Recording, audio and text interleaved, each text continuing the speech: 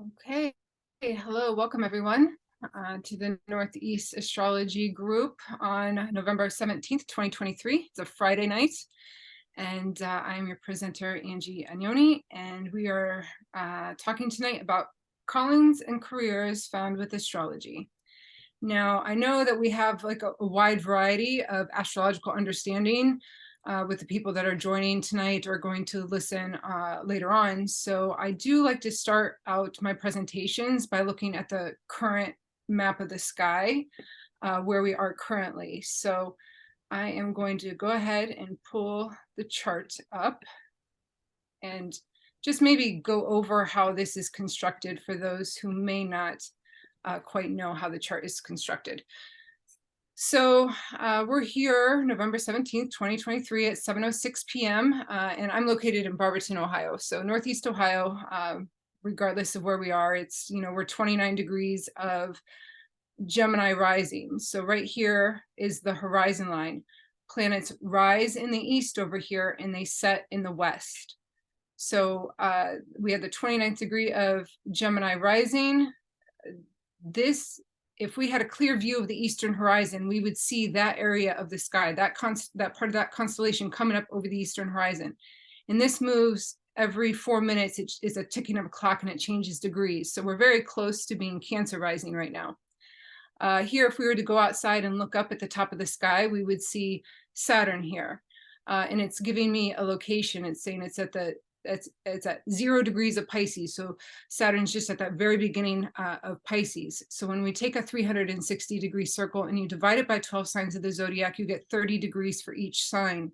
So here we can look at our sun is at the 25th degree of Scorpio. So we're 25 days into the season of Scorpio. Tomorrow, the sun is going to be at the 26th degree of Scorpio. And then 4 days later, we're going to start the season of Sagittarius for the next 30 days. Here you can see that the sun is perfectly aligned with Mars, both sitting at the 25th degree. So the big three in astrology is where the sun's located, where the moon's located, and what is rising in the eastern horizon, sun, moon, rising. All the planets and their placements are important, but those are kind of, your top three, sun, moon, and rising. So I'm just going to progress this chart in time so we can watch to see how the planets move. Here, the sun, the moon is out looking to set tonight around what time? The moon sets, around 9 o'clock tonight.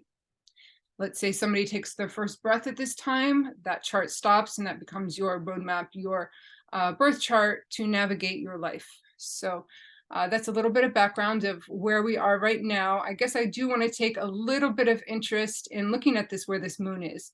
Every month, the moon does come to conjoin Pluto, and that's going to happen tonight. And we are talking about callings and careers.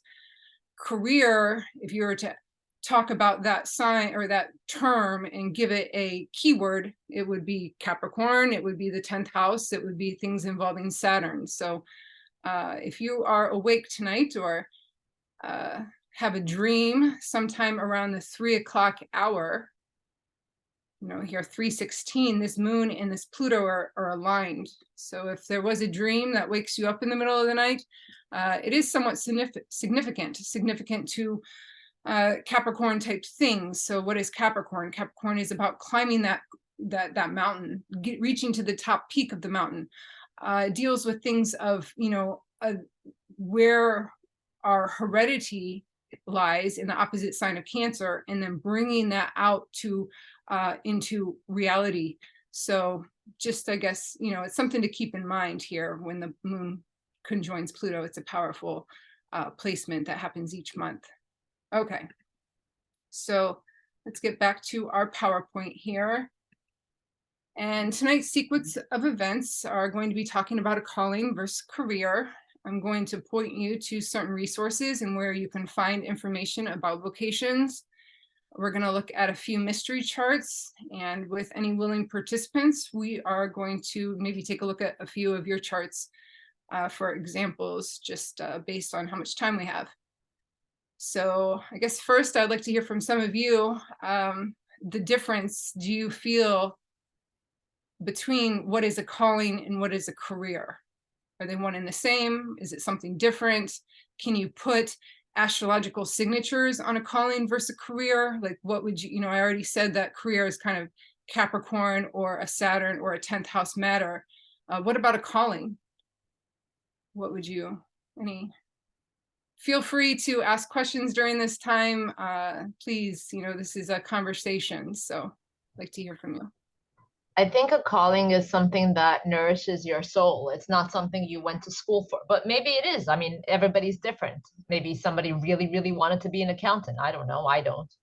But it's something that calls to you. It's like, there are some people who have careers, but they literally hate what they do. So they don't really want to do it. They get bored of it. But if something nourishes your soul and you constantly want to do it, you never get bored of it. You can't wait to go to work. That's what a calling is to me.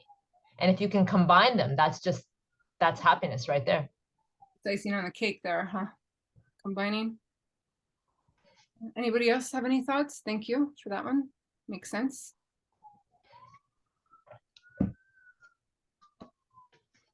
I think what we've got going in the chat is interesting. Carla said, could a calling be your purpose dharma? Yeah. That makes sense to me too. Yeah. And we have Shani said, what my job is pays my bills, but it's not my passion or calling. Okay. So yeah, they could be, they could be two different things, or it would be great to be able to combine them. If we listen to our call, then to me, a career is maybe a 10th house matter. Sometimes when I think about calling, I think about the 9th house, where you get that divine kind of message. That's the 9th house to me is where we find God. And so I think maybe I put a Sagittarius spin maybe on a calling. However, I have read in your books, you'll read your calling or your career is your 10th house, is the midheaven, is the top of the chart. So it just maybe depends. And we also can look at the 6th house for kind of where we go and we can be paper pushers, where we could sit in a cubicle, where we do our work. The 6th house is typically that work and service house.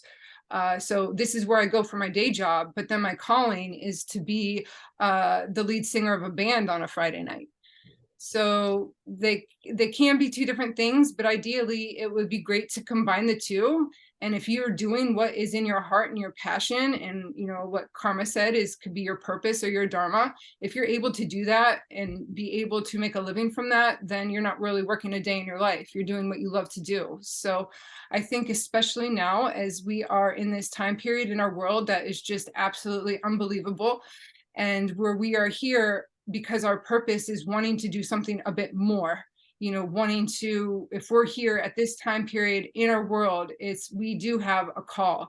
And when you think about the 9th house is a Sagittarius house that deals with kind of, to me, it is about, it's about higher learning and higher education, but it's kind of where that divine comes down through and speaks to us.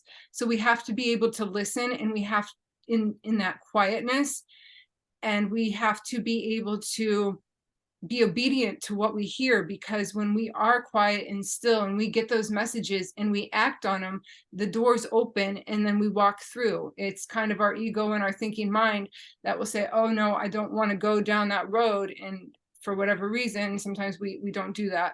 So those are just some thoughts of mine.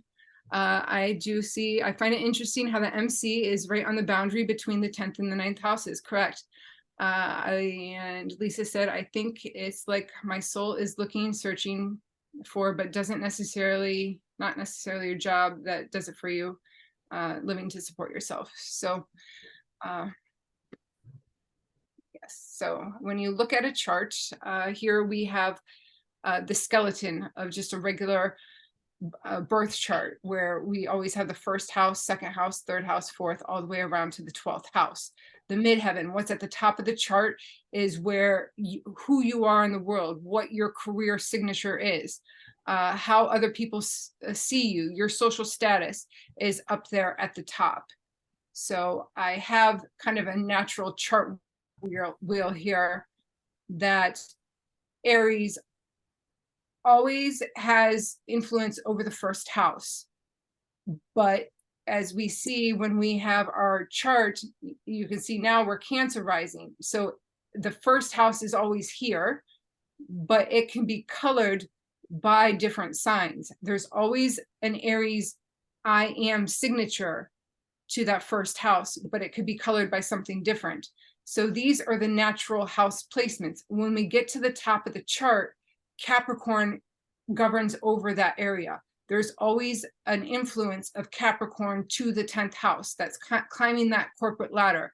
That is being an authority, being at the top of the mountain peak. But sometimes you have different signs that will influence how that is portrayed out. And so I think when we look at callings and careers, there is special emphasis on what's happening around that midheaven.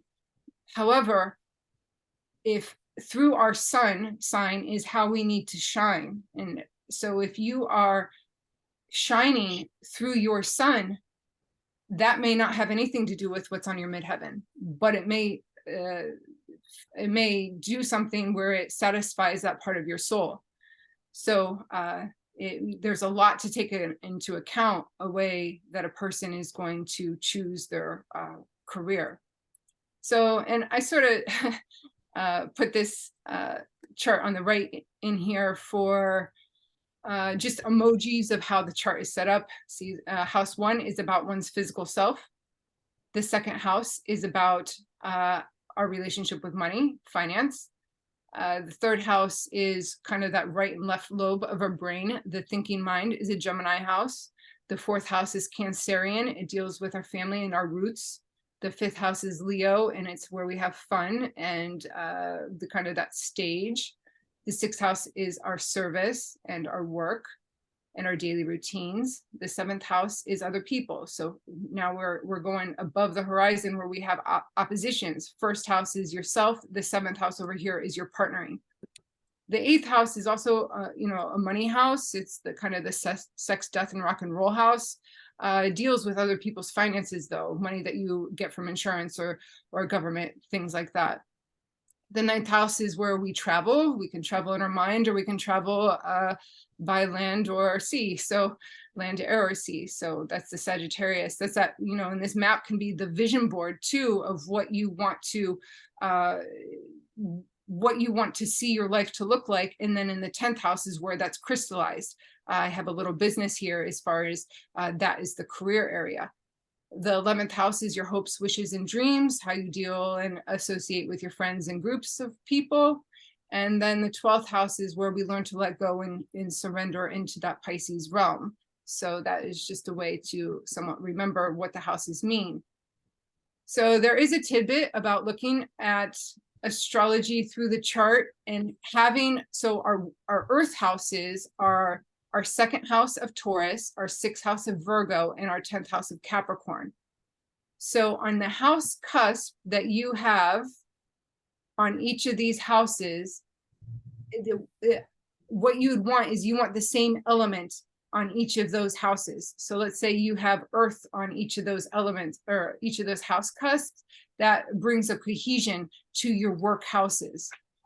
So Donna Van Toen, we're going to look at more of her notes throughout this lecture, but she wrote that if you have one of those elements that are out, so let's say you have, fire here, but you have earth up here or something, that throws that house off. So you want to look at your earth houses and you want to see if you have the same element that is on that cusp all 3 times. So she's saying that if you have fire elements on all the houses, any of these houses produce leaders. So if you have fire on those house cusps, leaders and managers, and can be self-employed. A strong sun, Saturn, or Venus will also have the ability and will get into something at one point in their life where they need to be in charge or control of the style or how they work. They can motivate and inspire others and have a lot in common. Have a lot of common sense. So if you have fire signs on your earth houses, that's the example for that. Let's say you have earth signs on your earth houses. You may move a little bit slower. You're more progressive planners. You like routine and structure. You're slow and thorough and don't do well when change comes around. It's like pulling a rug out from under them. And if you have air on your earth houses, she says ideas and their work with ideas and communication. They can hold down multiple jobs. They need mental stimulation and a lot of changes within the profession. And if you have water on your earth houses, you are so sure of yourself and you may feel compelled to correct others immediately. They must refrain from any attempt to take charge of existing situations. So let's say that you do have one of the earth houses that's off one of the elements. We're going to see this in an example. But if your second house is out of element, then she says this is a house that's gypped. How you get paid for what you do is not what's entitled to you, and you have the skills. So if you have earth on your 6th house and earth on your 10th house, and you have an element that's not earth on your 2nd house, it's like you may not get paid for what it is that you're worth. If you have an out of element on the 6th house, this could be where you get screwed. Donna was very blunt in the way that she spoke. You have the skills, but you will have to redevelop new skills. The job market may change over the years, so nothing is available. So you must start all over again by developing new skills. And if you have an element on the 10th house that is out of element, says that you could be lost. The native is very good at their profession and can be at it for many years, but they don't like it. They feel lost. So they must redirect their career directions. So paying attention to an element that may be off in your earth houses is one way to begin to look at a chart in terms of the career. Any questions or anything so far? Good. Nope, everything's quiet here. Okay. The next way to look at how a career could come into manifestation is through what's called the Gauquelin sector. So Gauquelin was a French researcher, and he was born November 13th, 1928, which I think is interesting that we are speaking about him because we just had a new moon on November 13th. So over 100 years ago, this gentleman was born, and here we are now, 100 years later, talking about him under the new moon in which his birthday takes place on. So he developed something called the Mars effect. And you are welcome to look into Gauquelin on your own. I'm just going to kind of give you a little bit of background of what I learned, is that he was actually trying to test astrology and question its validity. And what he did was he took a survey of many different athletes and he drew up their chart. And when he was doing this, he came to find a trend that was with the athletes that he looked at.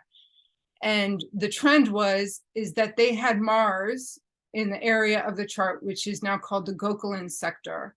So the Gauquelin sector is when you have a planet just above the horizon within 5 degrees of that ascendant into the 12th house, or you have a planet in the 9th house within 5 degrees of the midheaven.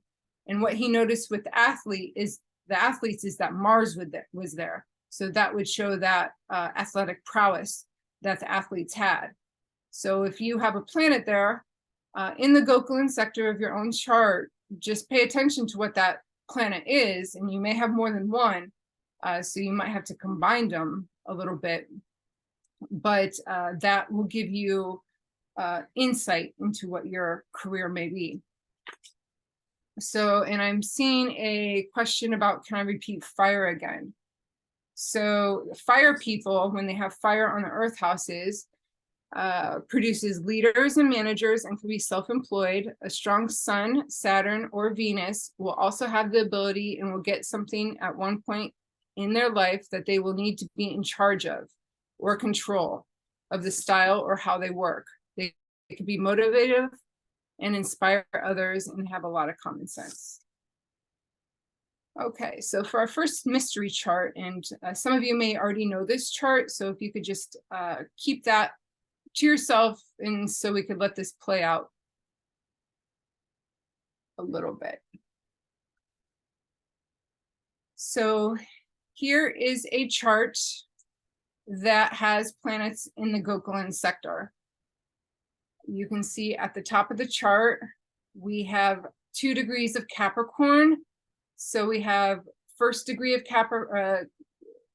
the first degree of Capricorn, 0 degrees of Capricorn, 29 degrees of Sagittarius. And then we find this moon here at the 28th degree of Sagittarius and this Saturn at 27 degrees of Sagittarius in what's called the Gokulan sector. So based on what Gokulan said, when you have Mars there, it would show some sort of athletic ability, which may be true about this person, but that's not what this person's known for. When we do look at mystery charts, we want to start off by kind of getting a bit of an age range of what time period the person was born. So I have down here this Mars symbol because this person was a male, is no longer with us. And we can take a look by what time period just about this person was born by looking at Pluto.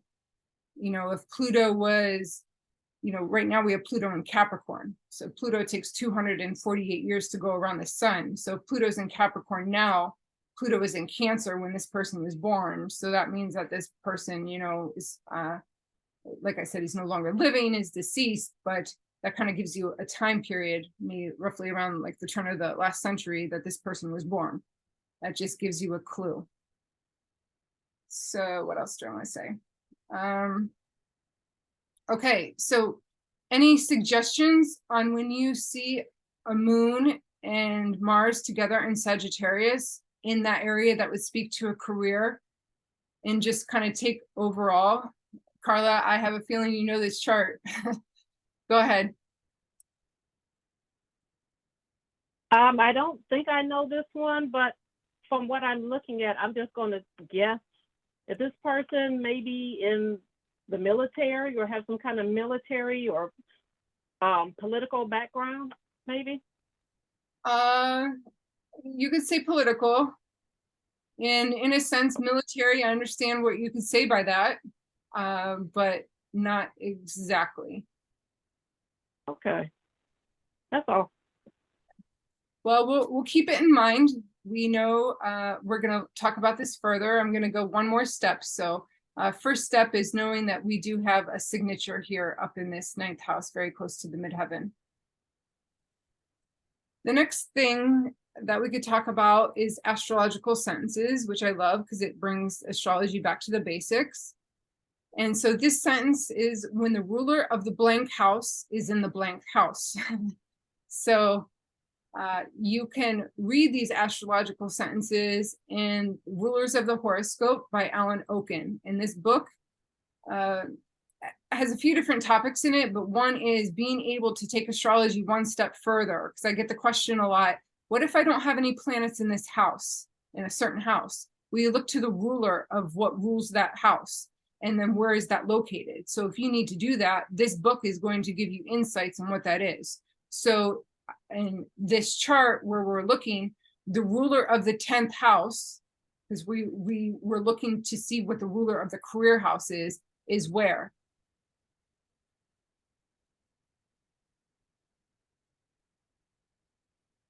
What's the ruler of the 10th? What rules Capricorn? Yep, it's in the 6th. So I would look into this book and I would say when the ruler of the 10th house is in the 6th house, that's what this chart is showing us. The ruler of the 10th is Saturn, and I'm going to look for Saturn and I'm going to find it in the 6th. So we'll keep that in mind. So the front door of the chart is the rising sign. It's how a person shows up and how a person walks into a party. So an Aries is going to walk into a party, maybe being the first one there, because Aries shows up first, shows up before the party starts. The Aries, how a person shows up is going to lead the way. And so we're going to look to see what kind of party that this person wants to go to. So I'm going to look for where Mars is. Well, Mars is up in that career area, conjoining the moon, a person's emotions, in a fiery sign of Sagittarius.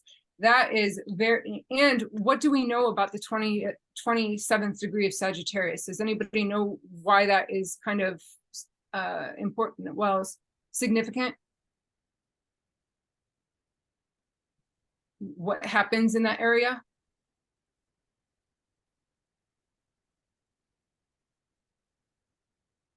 Yeah, thank you, David. The galactic center. So if we're going to take a snapshot of our galaxy and we want to pinpoint the center of it, we see that that's a 27th-ish degree of Sagittarius. So not only is this Mars up here in the 9th house of faith, it's in the galactic center. We're really not quite sure what happens in that galactic center, but it seems to be some sort of divine channel that comes through.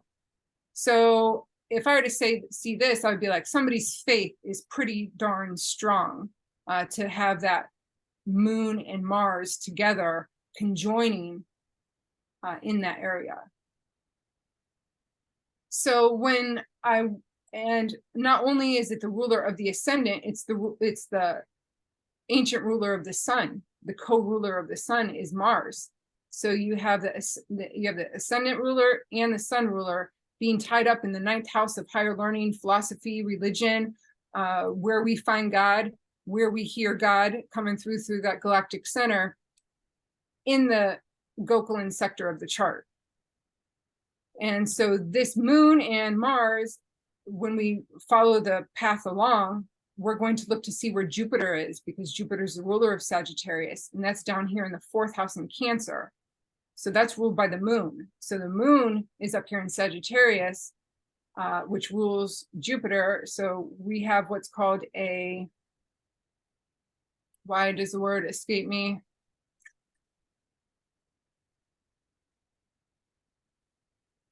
Give me a second, it's going to come back.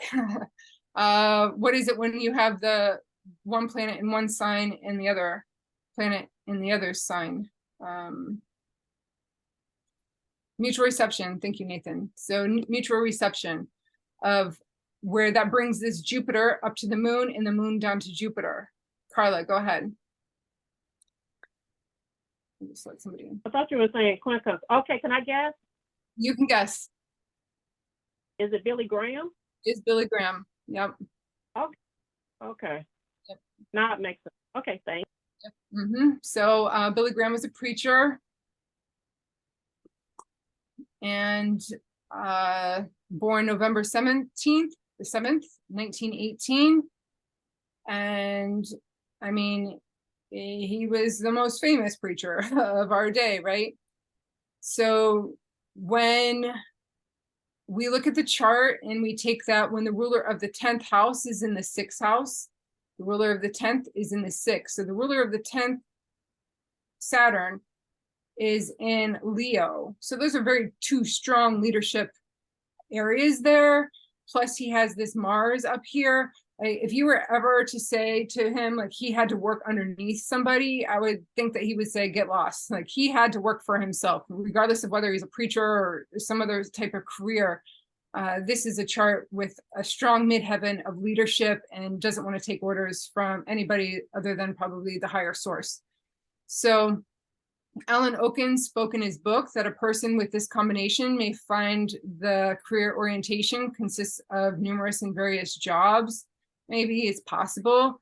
There's a natural affinity between both of these houses because they're both naturally ruled by earth signs. This gets a little confusing in here. It's, Astrology 101 or 102, 103. But in addition to these two natural rulers of these domiciles, so Mercury rules the 6th and Saturn rules the 10th, those two planets enjoy each other's company. Mercury represents the communicative and rational dynamics of the mind, and Saturn rules the entire mental structure of human consciousness. Saturn is very happy when it can put all the mercurial pieces of information into a larger cohesive structures and patterns. So, you know, he was able to kind of break down the Bible in such a way and then put it back out there. And when there was a combination of Saturn and Mercury. Now, if you notice in this chart, Mercury and Saturn are in a very tight square here. Saturn does trine up to this 9th house planets, which is a nice alignment, but the tightest square in his chart is this Mercury Saturn. What else do I want to say about that? Well, we're going to come back to here because there's a little bit more to talk about. So I'm gifting you notes tonight about a workshop that was given in Westlake in May of 2016 by astrologer Donna Van Toen, and the workshop was called Trigger Aspects Invocation. So what she does is she takes the tightest square or opposition in your chart, and she takes a look at that, and she delineates that into saying, okay, if you have a tight square, that square has something to do with your career direction. I'm also gifting a handout, which I'm not going to talk about tonight, but from a Cleveland astrologer, Sophia Mason, has a write-up about job charts. So if you know the time and date that you started your job, or if you're looking to start a job, she's giving you, okay, at that time and date where you start, she's going to, you run that chart, and then you can look into see different aspects of the chart. So let me pause this for a moment and show you where you can find those. Okay, so here's my website here. And if you just scroll up a minute, you're going to go to learn. And then all the way down here at the bottom, you can stop and fill out a newsletter form. You see where it says class notes on vocation? Just click there.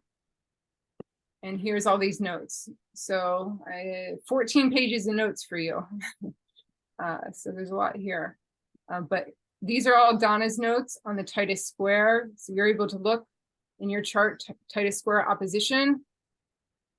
And then back here is your job chart. So she says your job chart can reveal pertinent facts about your work, related details, coworkers, boss, possible pay raises, advancements, layoffs, strikes, and the length of employment.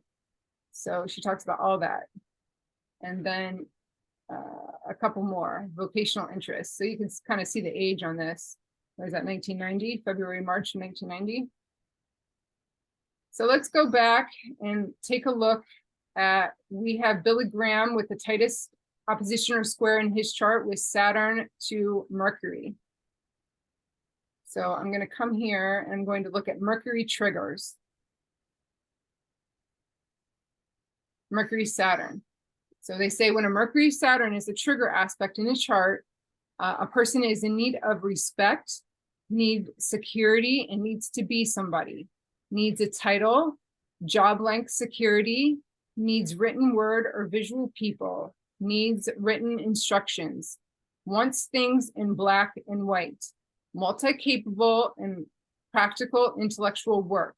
They're bookkeepers, journalists, copy editors, historian, research, applied philosophy, lab technicians, or analytical work. So you just have to kind of read it. It may or may not fit, but it's there for you to use if you wish to download. So in Billy Graham's chart, when we have a Saturn-Mercury connection there, Mercury being a co-ruler of the 6th house, because here the sun is the ruler of the 6th, and the Saturn is by sign is square the sun, but definitely by this Mercury, which is intercepted here in Virgo, square there. You know, that Mercury Saturn square can sometimes be a bit of a narrow mind.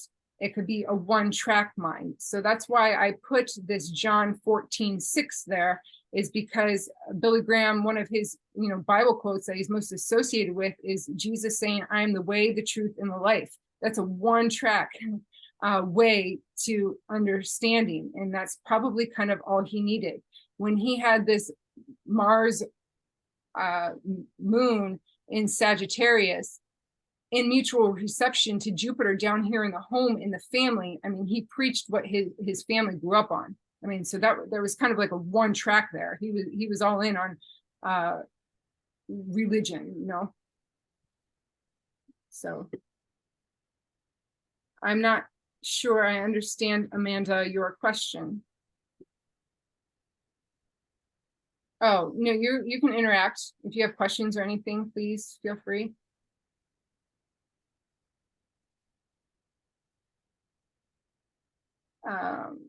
If you email, any way that I can get you those notes, just let me know.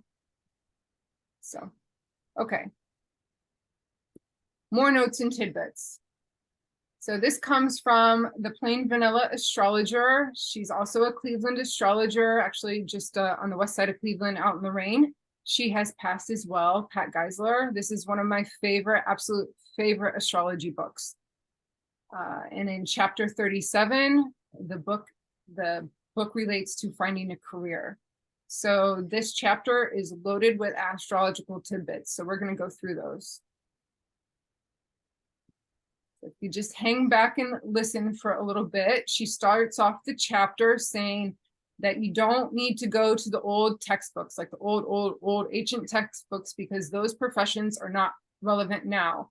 And keep in mind that Pat wrote this book in 2013, and so some of what she wrote has also needs to be evolved.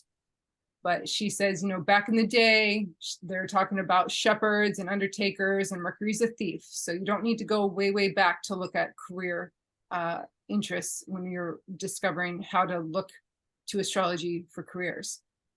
She says that a strong Mercury makes a terrific secretary. Now, I'm not quite sure if secretary is politically correct anymore. I don't know if it's an admin assistant or what, but having a strong Mercury there. Or it could be a computer genius who has a strong Mercury, good in the computer industry, electronics, sales, repairs, and information. Neptune is the entertainment world. It provides acting skills, musical careers, medical direction, or one ties to industrial chemicals. I'm going to add in there pharmaceuticals being related to Neptune. Also ocean or maritime involvement, and may use a stage name or a pseudonym. Uranus, if you have a strong Uranus in your chart, that may relate to electricity or electronics, politics, astrology, or astronomy. Venus is associated with banking or financial realms. Venus alone or with Jupiter is great for business in general.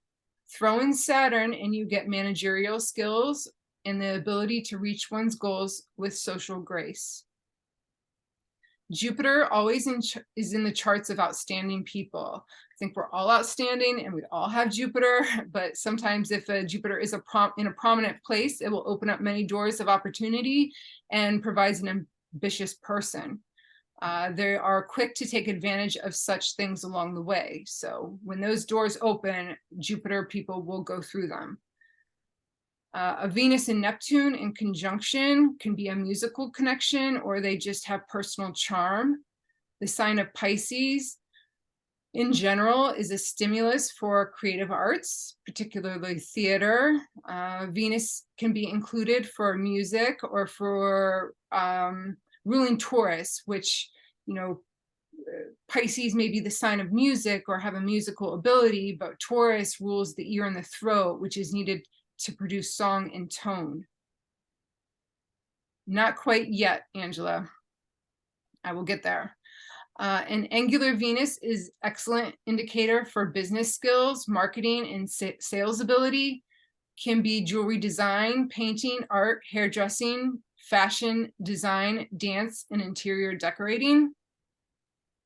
And your medical careers have 6th and 8th house emphasis. Sometimes corrections and connections between these houses 6, 8, and 10. So if you have planetary placements predominantly in the 6th, 8th, and 10th houses, look for careers in medicine. And Mars strong can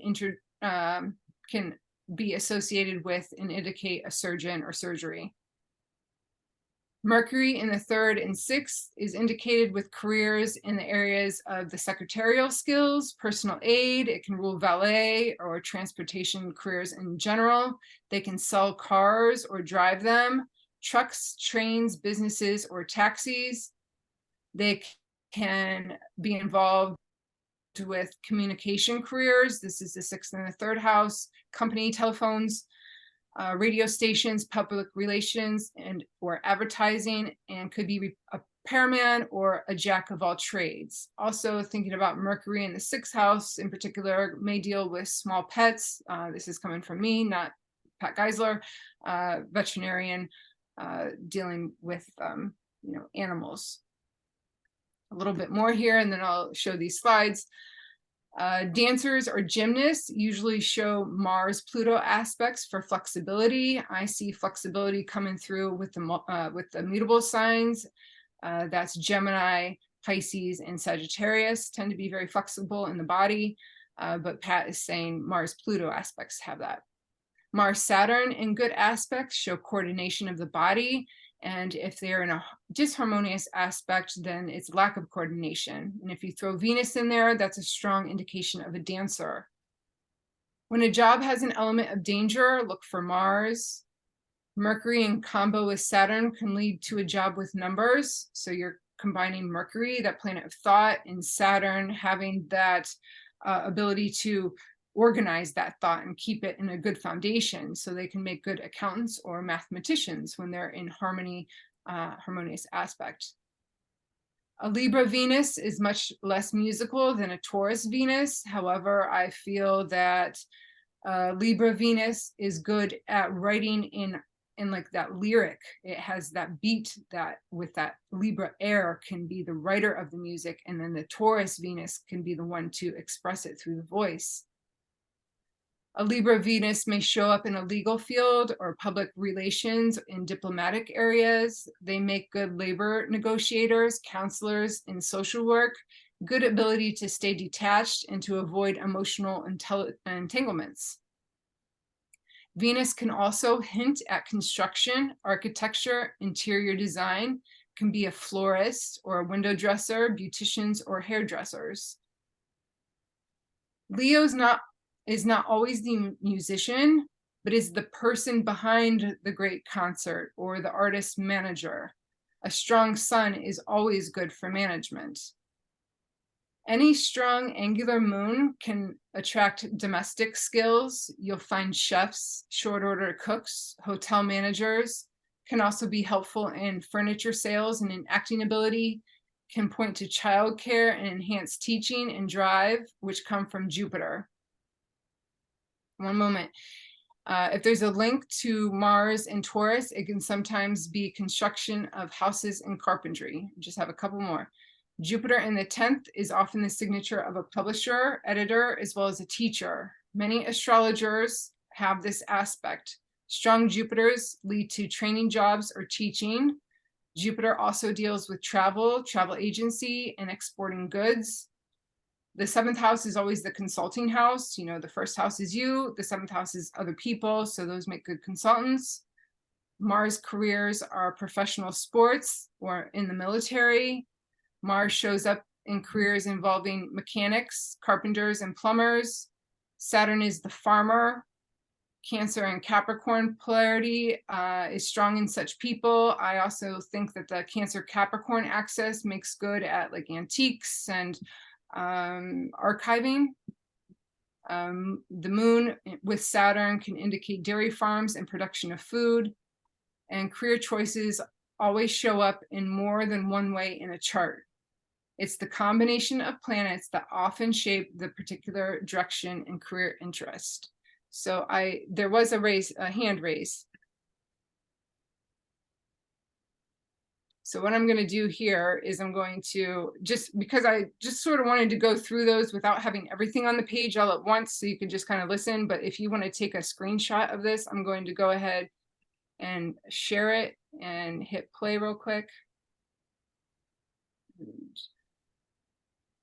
So you can go ahead and take a screenshot if you'd wish on my notes.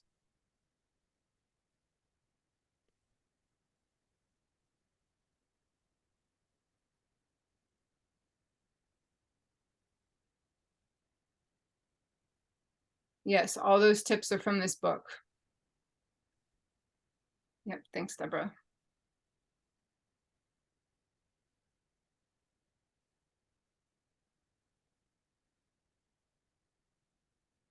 Are there any questions?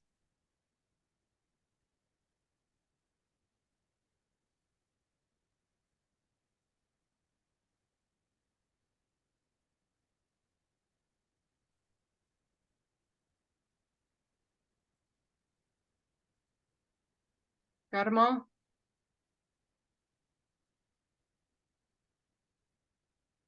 We go on.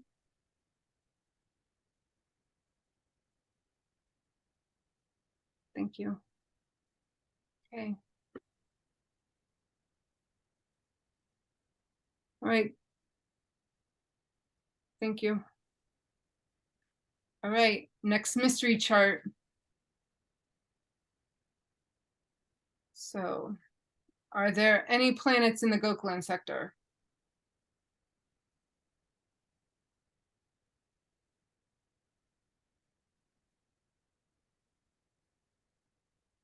Nope. But look at that 10th house. Wow, there are some heavy hitters up there. You have Saturn, Kronos, Neptune, Poseidon, Jupiter, Zeus, and Pluto, Hades. So you have the god of Mount Olympus, the god of the underworld, the god of capital, Saturn, and the god of the sea, all in Taurus, all in the top of the chart. So that is a powerful combination. You see Pluto is in Taurus, so this person was born quite a long time ago and is no longer with us, and is a male.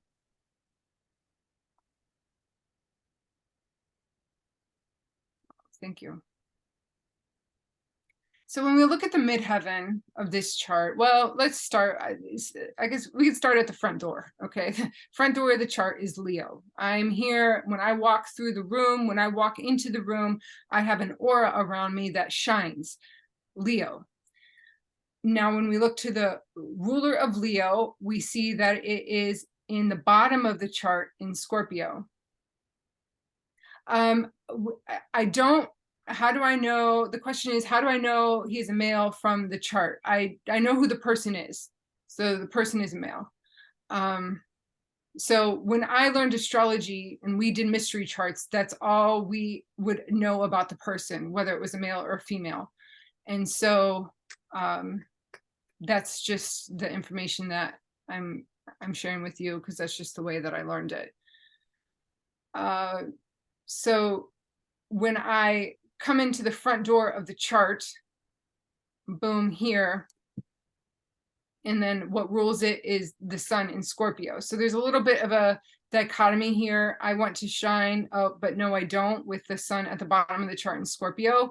So there may be a little bit of like, I'm okay to be out and be seen a little bit, but I want my privacy as well. At the top of the chart, we have another one that's ruled by Mars. And so Mars at the top of the chart, when you have it at the midheaven, is a lot of times, I want to work for myself. I want to do my own thing. I don't want anybody else telling me what to do. And when the ruler of Aries is Mars, we look to see where Mars is. So the ruler of the 12th or of the 10th house is in the 12th. And that's back behind the scenes in the sign of Cancer. So for one, it's like the work I do, just leave me alone and let me do my own work. That's kind of the way that I read that. It's just like, I want to kind of just be by myself to read it. When we look at what Donna says, as far as the closest square opposition in this chart, I see that coming from this Jupiter in abundant placement in the top of this chart with all these heavy hitters in complete opposition to this Mercury down here in the 4th house in Scorpio. So Jupiter, Mercury opposition. I'm going to take note that this moon is in Sagittarius in the 5th house, and the last planet that it touched was Mercury. So the moon's coming across, and so it still has this vibe of this Mercury, even though it's in Sagittarius, because it's the last planet that the moon touched and it absorbs that. So you can kind of maybe even say that this moon in the 5th house is opposing this as well. And so when I read that, I'm like, this is a person with like a big appetite, a big appetite for certain things. So when you see that stellium of Saturn, Neptune, Jupiter, and Pluto all up in Taurus, which is ruled by Venus. So when we take a look at this and we're saying, okay, so what's this pointing to? Because that is no joke. That's coming down here into the 3rd house in Venus's rulership in Libra. So does anybody want to maybe take a guess as far as a bit of a signature of what this person did or who it was? Carla?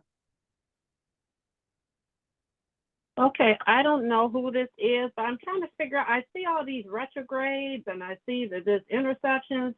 I mean, was this person kind of like low key with their stuff? Or they couldn't be, it's up here. But I'm just wondering, are they kind of like sneaky or something like that? Like they're not like out there, they're like kind of low key doing their powerful thing behind the scenes, kind of, I don't know what you want to call that. What do they call those kind of people? Like deal makers, something like that, behind the scenes, or that kind of person. Power behind the throne, whatever they call that kind of stuff. There, you could say, okay, you could say a little bit about that. You could say there was some behind the scenes things for sure. I think the retrograde, Nathan already has who it is through Googling, which is just fine. Just we'll find out who it is in a minute. That deals with value and worth, right? Taurus. And so it wasn't until later on that this person's wealth really skyrocketed. Maybe even after death was it really abundant. When the person was alive, I don't think it was it wasn't what it is like today. So my teacher would say Venus in Cancer is the true artist.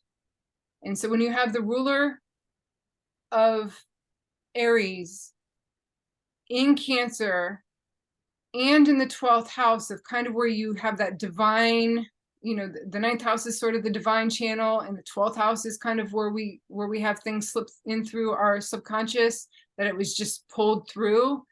And then the co-ruler of the 10th is Venus, and Venus is down here in that artistic sign of Libra.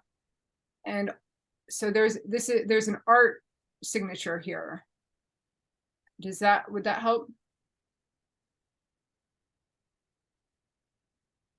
I'm even gonna say Picasso. I don't know. Very Did I good. get it right? Yes. Yes. Pablo Picasso.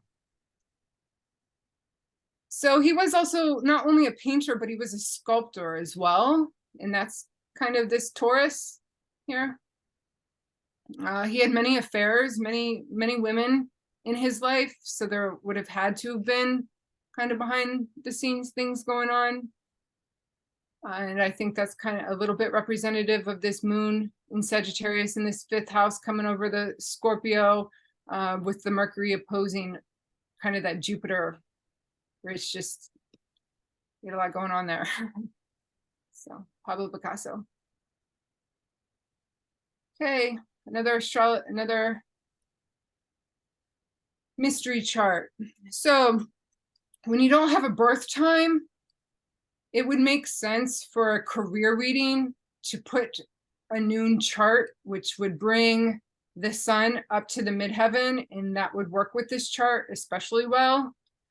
My software program only doesn't produce a noon chart. I mean, I could put enter in noon, but my software program does daybreak. So when I don't have a birth time, I read the sun on the ascendant for daybreak. So we can't really look at the midheaven and know what it is for sure because we don't have a birth time. The other thing that we don't know is when we don't have a birth time and the moon is at the very end of a sign or at the very beginning of a sign, we don't know whether this moon was technically in Pisces or if this person was born, you know, after probably like 8 a.m. or so. For the rest of the day, they had their moon in Aries. So that's a little bit up in the air. So what can we tell by this chart? Well, for one, I can look at this chart and I can say, okay, we have 10 planets here and 5 of them are in air signs. So let's just mark that down. Somebody who has a lot to say. When we look to the top of the chart and we see Pisces up there, like it would make more sense if we used a noon chart and we put Gemini to the top of the chart. That would make sense with this person. But when we look at a daybreak chart, it's put in the very beginning of Pisces up to the top of the midheaven, and this moon at the very last degree of the entire zodiac. So when you have that, there is you're surrendering. So this person died young. You can see that they were born, where's Pluto? Pluto's in Virgo. So it's more of a modern day time period. Another male chart. And at the top of the chart, we have that Pisces and the moon at the very last degree of Pisces. So there's some sort of sacrifice here that kind of happened as this person was born before, or excuse me, died before their time.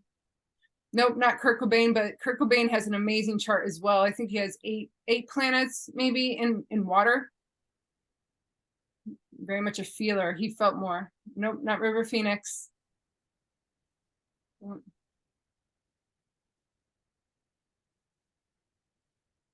Nope.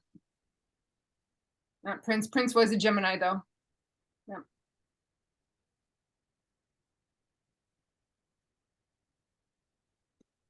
Tupac. So he was a wordsmith. You know, he just did what he had the ability to do, and that was have cohesion with words. I mean, look at this Mercury at the 18th degree of Gemini, and look where Mars is, 18 degrees of Aquarius. You have a Mars-Mercury trine, being able to just spit it out in flow. The other thing I think is interesting is that he has his sun here at 24 degrees, and we're not quite sure the minutes because we don't know the birth time, but he did die at 25. So it's like he had one year for each degree of his Gemini. Yeah. And I think my guess is that Tupac probably had his moon in Aries. I mean, he came at you. So I would say he probably had an Aries moon rather than Pisces, but maybe not. Okay, another Mars chart, or another Mars male chart. So this one's an interesting one.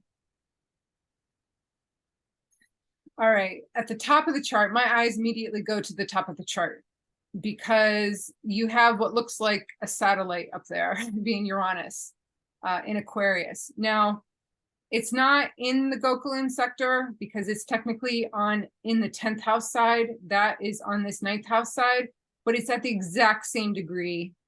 It counts. When you know what this guy did, it counts.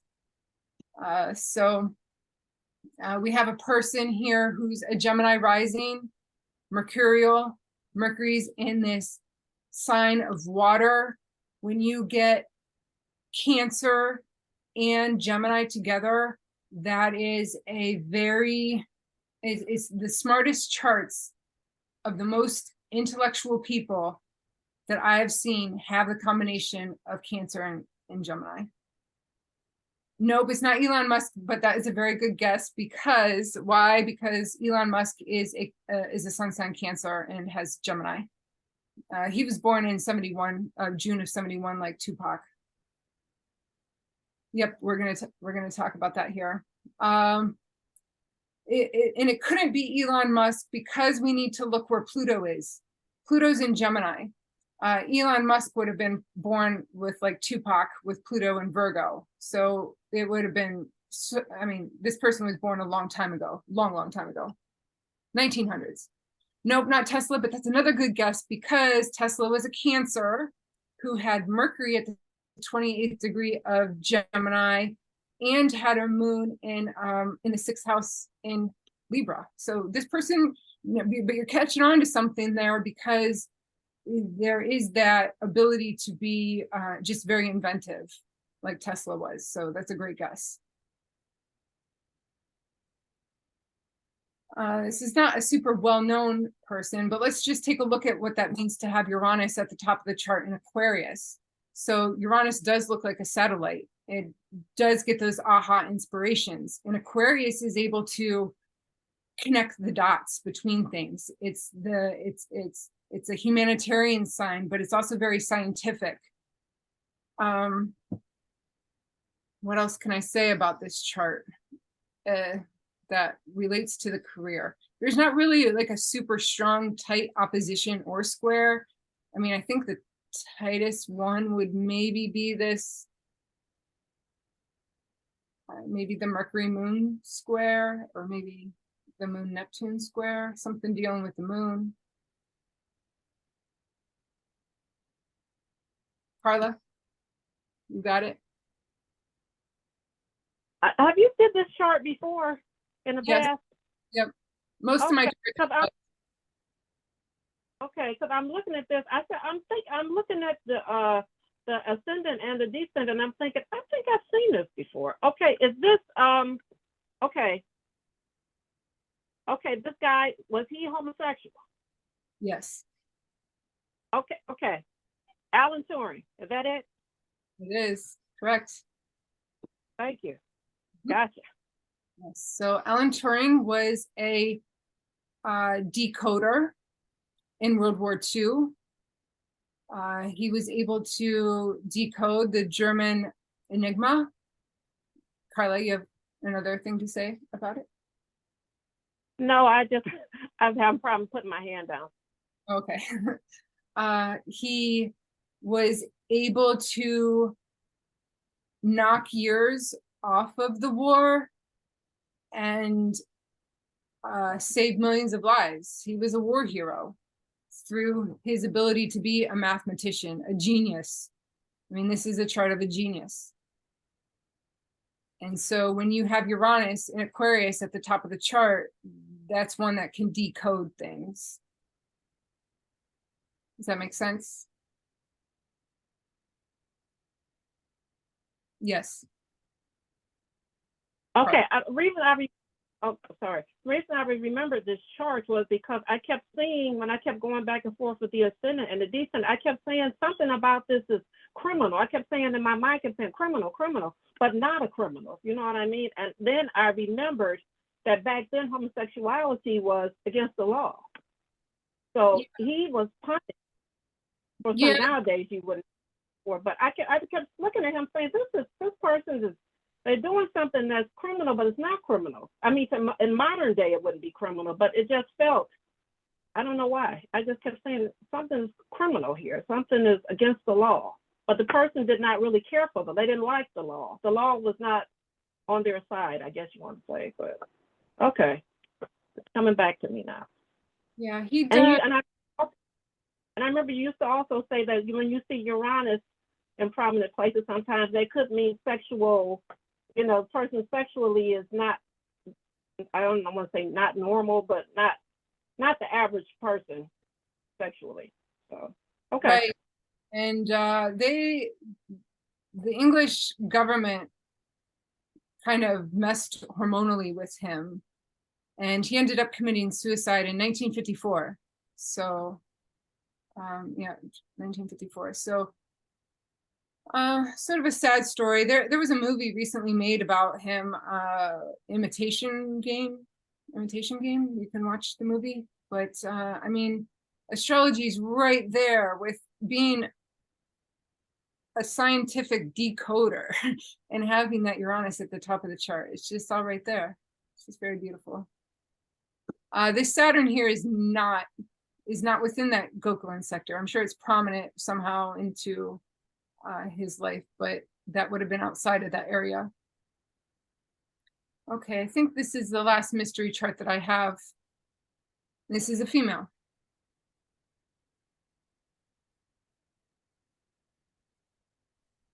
So it's kind of interesting here because in Alan Turing's chart, we have a sun in Cancer with Venus conjoining Pluto in Gemini. This woman's chart, they're not born the same year. They're a few years off because she has Pluto in Gemini at 23 degrees. Alan had it at 28. But she's a Cancer with Pluto and Venus conjoining in Gemini. She's a Leo rising. She comes in with flare. Then her sun is here with Neptune in Cancer and Jupiter. She has Taurus up in the midheaven and the moon in a must-do aspect in Taurus.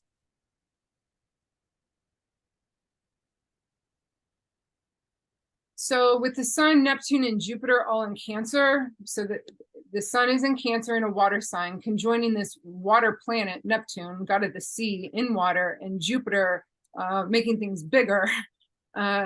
There's big cries there. A lot of emotion, powerful emotion. And then look, she has the moon in Cancer perfectly opposing this exalted Mars in Capricorn, conjoining Uranus. I mean, that doesn't bring to me a whole lot of stability as far as emotions.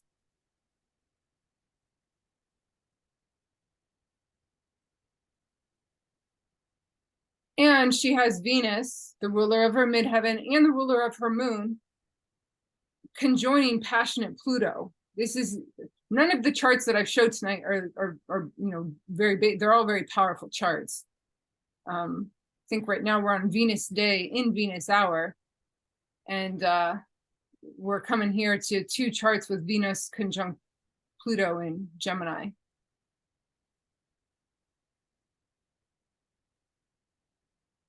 Any guesses? Yep, Carla. Is this person a, I don't know, singer or some kind of entertainer?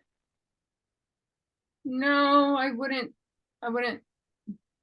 Whether or not she had a singing voice, that's not what she was known for.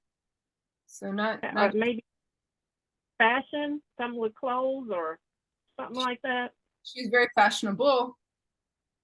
Mm-hmm. Okay. I'll say I don't know who this is. She was not an American. Is it Chanel?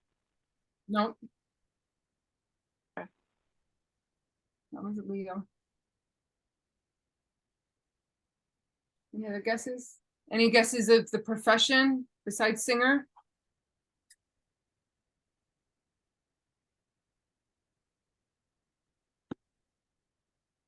Going once, going twice. Sold to Frida Kahlo.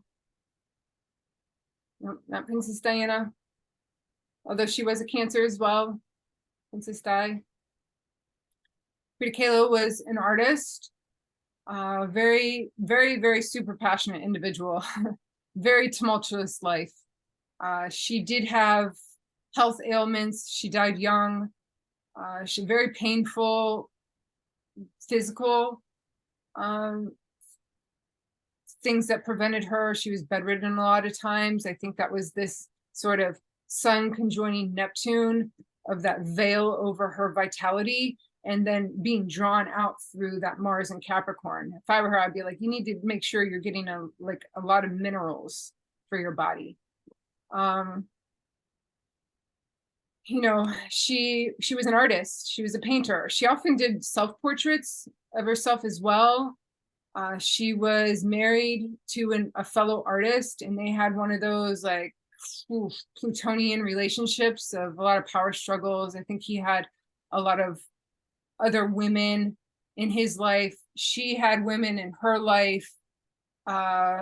So, and I think she maybe died maybe like around 36 or so. It's just another chart of an artist.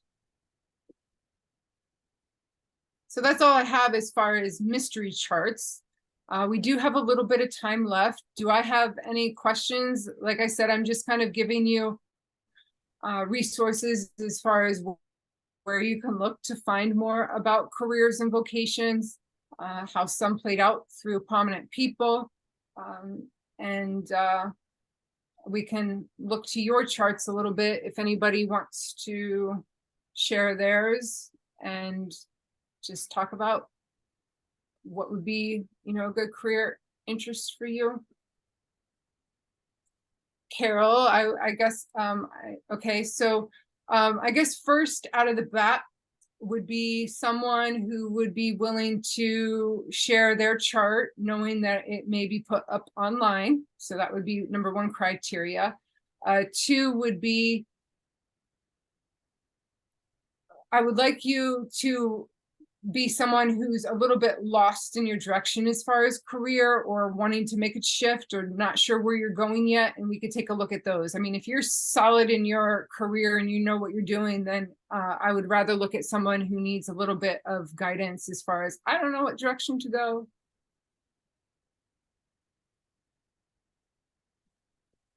Okay, so I believe Carol, It looks like you've got a lot of takers. okay, So and somebody who will be audio will come on, at least audio. I love video and audio, but Yeah, I'll do audio. I don't mind. is that Carol? Yeah. So Should I give you my birthday? give me 1 second here. Okay, is it Karol? Yeah. Last initial, S. date of birth, 9/10/85.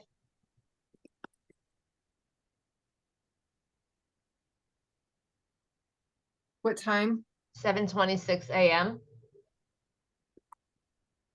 in what city? Brooklyn, New York. Are you living there now? Yeah.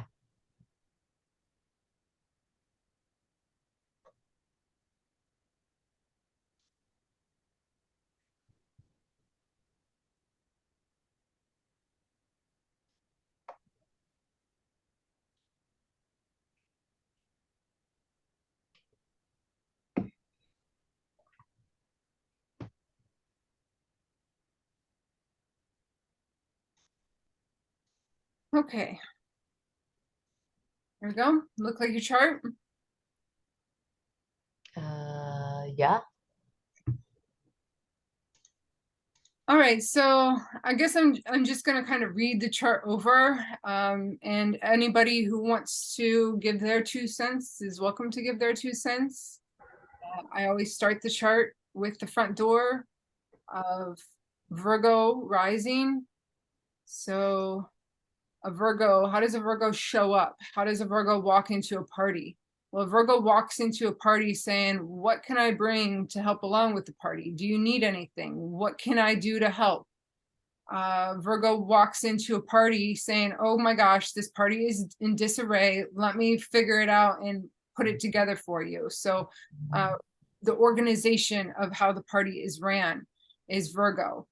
When I look to see what kind of party the Virgo wants to go to, well, it's online behind the scenes, right? Like I'll come on to the online party, that sometimes the 12th house is internet. So it's like, I'll go to a party, but I may not quite be the one who's like front and center on stage at the party, but I'm back working things behind the scenes of that. So with Mercury in the 12th house and your sun in the 12th house, it's like, maybe it's more like, I like to do my work alone, or I want to spend a lot of time even on the internet, like just having that. How old are you? You're 1985, so you're in 30s. So let me see what else. Okay, so you have 27 degrees on all your house cusps. That's interesting. And you have, so Mercury's the ruler of your ascendant and your midheaven. So this Mercury back here is important. It does signify like what your heart's desire is to me, because it's just such a prominent place. So figuring things out, being able to play Sudoku, figuring out kind of the codes, maybe dealing with money or how things are handled, or commerce, internet commerce. Let's see, you have Venus in Leo, Mars in Virgo. You have a lot of planets in Earth. You have a moon. So, and the other thing too is maybe dealing with things with this moon in Cancer up at the top of the chart, being the co-ruler kind of the 10th house, because the 10th house is ruled by Capricorn, or excuse me, Gemini, but then you also have all of the 30 degrees of Cancer in there. So, and Cancer being of a sign that there's going to be changes in your career, because there's a lot of changes of the moon. So when the moon changes sign and it's in Cancer, you're going to go through changes of your career, probably somewhat often, at least one big super change of your career. Now, there could be something dealing, now look, you have like Neptune here at the bottom of the chart. I'm trying to think, I'm like, okay, real estate or something to do with things within the home, or working at a home business. What is it that you did prior?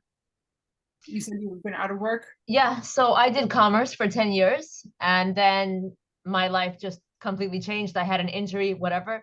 And so now I'm doing something for my soul. So now I'm a life coach and I do podcasts. So communication. Yeah, communication, back behind the scenes. And what okay, so the life coaching, that's a moon in Cancer, Cancers are the advisors. So you have that moon up there as, I'm seen in the world as an advisor. What else do we have going on here? We have an eclipse that took place in your 8th house, and one that took place in your, what was that other one? 14 degrees of Libra, is that right? No, 21 degrees of Libra. 1st house in your 8th house, where the eclipses were. I mean, that's sort of what you're doing sort of fits, I mean, does that, I mean, that, is it, are you with your, I was born to heal people. That's obvious, but it took 37 years to realize that. But that's generally what happens, I guess. Yeah, you have to go through the lessons of learning, so then you can share your wisdom. Exactly. And that the Pluto and Capricorn opposing your moon drew out the crab, it kind of opened that shell of that oyster for the pearl, as that Pluto was transiting, a few years ago, opposing your moon. It doesn't feel good, but you crack that oyster shell open and there's a pearl in there. So you could probably, if you wanted to have some sort of slogan or logo or something that would deal with pearls. Well, pearl, okay. Because it's at the top of it's out in the world, it's out who you are. So it's like there's pearls there. That's kind of something I see. Something. Thank you. Okay. So is that just suffice to look? Oh, and your Mars is on the Regulus. So our Persians were very good at, well, they're good at math, but then also, locating those, they had 4 royal fixed stars, the 4 royal fixed stars of Persia. So the one fixed star was Regulus. And that used to be at the heart of the lion in the very last degree of Leo. But within the last couple years, the precession of the equinoxes and things changed, and that the heart of the lion actually moved to Virgo at 0. So your Mars here is on the fixed star Regulus. So Regulus is known one that it will bring honors to those who use humility. Now it being in Virgo may have a little bit different of a characteristic of lending yourself to service will bring you a sense of high honor.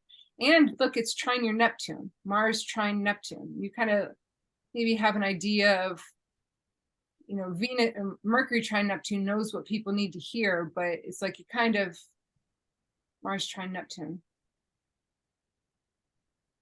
It's just, there's just a flow there. I don't know how else to say it. But let's see, what does Mars rule? Mars rules your 8th house. So yeah, like that transformation of being kind of that deep psychoanalysis of people and bringing it out into the 11th house of humanity through the podcasting, through I'm here to do it for the masses of the people, to raise the vibration of the planet, to get us all going in a direction. So yeah, you might be a nice leader as far as what you're doing with your podcasting and your life coaching. It is, you know, you do it out of the service of your heart and for other people, and you will be benefited through that. Yeah, it's not about money anymore. I lived that life and I experienced that life, and now it's just a complete shift. Okay, well, good luck to you. Thank you. Okay, next one. We had Stacy and Laura and Katie volunteer. Stacy said she could do audio. Okay, thank you, Stacy. Okay, is it STACIE or Y? IE. Last initial? E. B is in boy? B? E is an elephant. Okay. Date of birth? 1/28/82.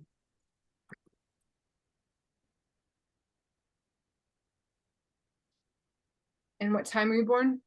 2:51 p.m.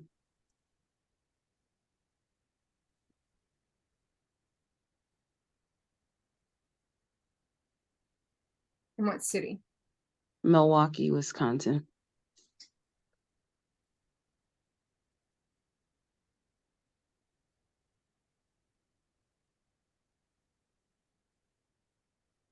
Glad that spelled it for me because I was not spelling Milwaukee right. It's okay.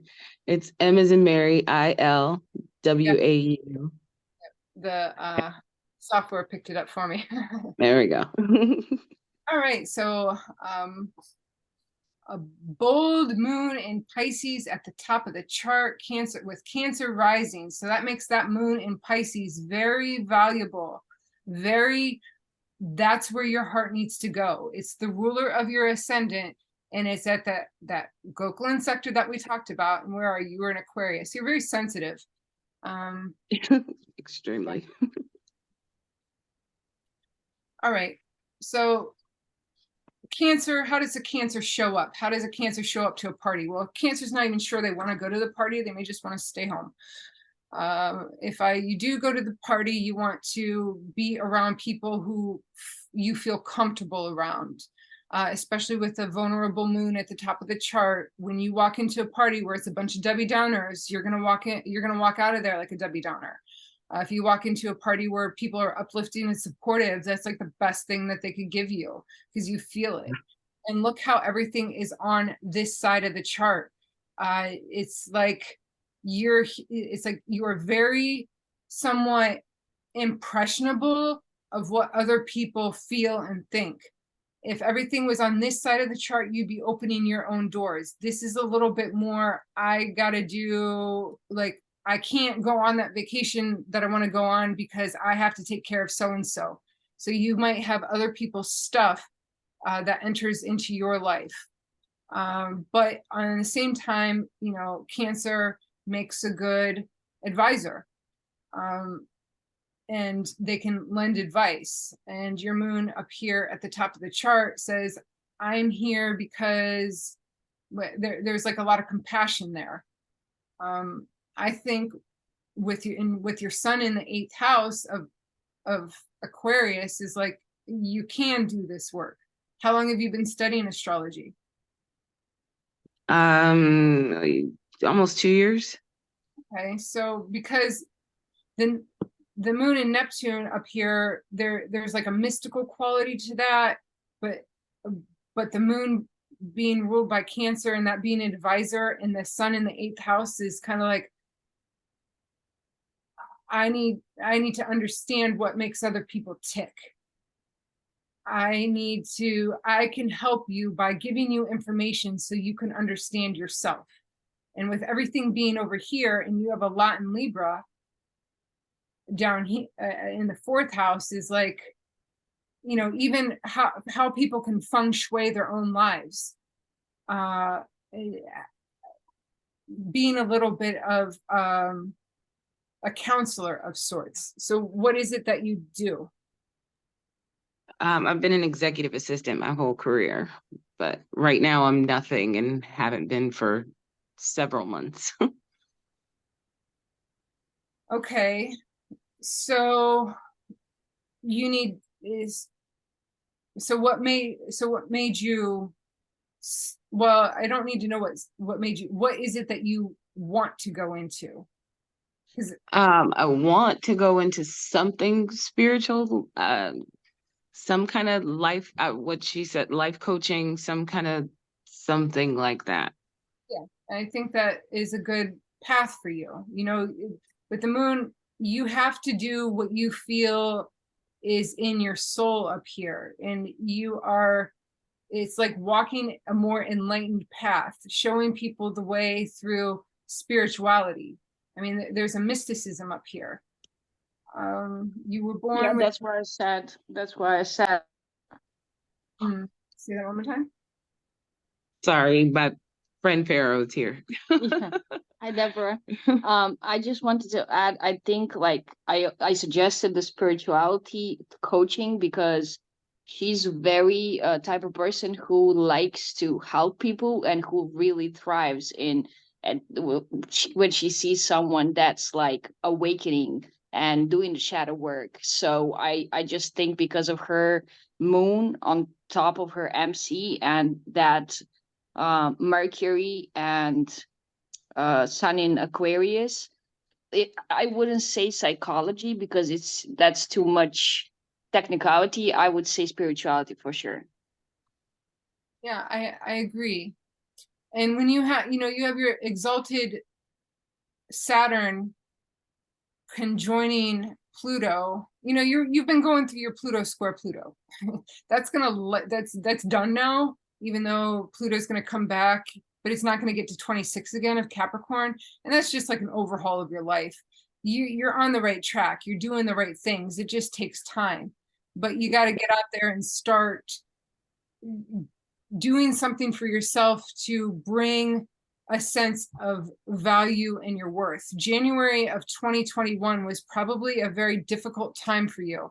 That was meant to show you something. So yeah, so just that catapulted you into a whole new area. And so now Pluto is coming to Aquarius, and it's going to be a while till it hits 8, but yet it's still there. And so just give yourself time, but do something in order to bring in a paycheck to give yourself a sense of worth and structure. You only have one planet in Earth, and that's Venus. And it's in Capricorn, and it's retrograde. That Venus needs like a sense of dignity of sense, of a source. So make sure that you are doing kind of your grounding cat-cow position in yoga. If you're familiar, that is very, yeah. That's a good one for the Pisces moon, because if you consider a Pisces, if you try to hold on to a fish, like it's just wobbles, there's no so you got to give that back structure. So if you put all 4 of your limbs, in a cat position, and that grounds that, and then do the cat-cow, and just realize that you just need to align with what you want to do. Just be it, and then it comes in. But there's some tough aspects in your chart, but the tough aspects make the most dynamic people. So you have a lot of wisdom. You know, you're an Aquarius with the, you know, you have everything in the back half of the zodiac. Yeah. Start easy. Yeah. Start last. The last 3 years have been very, very rough. Very rough. That's okay, because when you have that pressure, those create diamonds. So True. okay, so when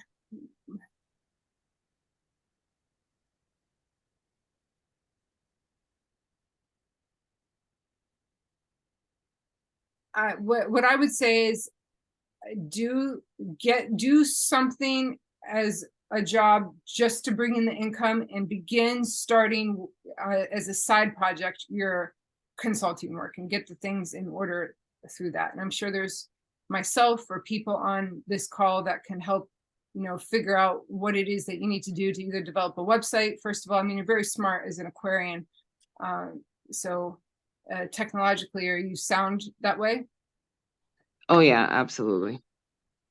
So, you know, I think you just had to kind of go through things that are shaping you to lighten your baggage, to walk a more enlightened path. This, you know, they say why angels could fly is because they carry themselves lightly. This moon at the top of your chart needs to go in its direction with baggages dropped, so it can walk, you know, can float. Yeah, that's the hard part. It's what do they call it? Imposter syndrome. Feeling like I need to know more before I can do the thing.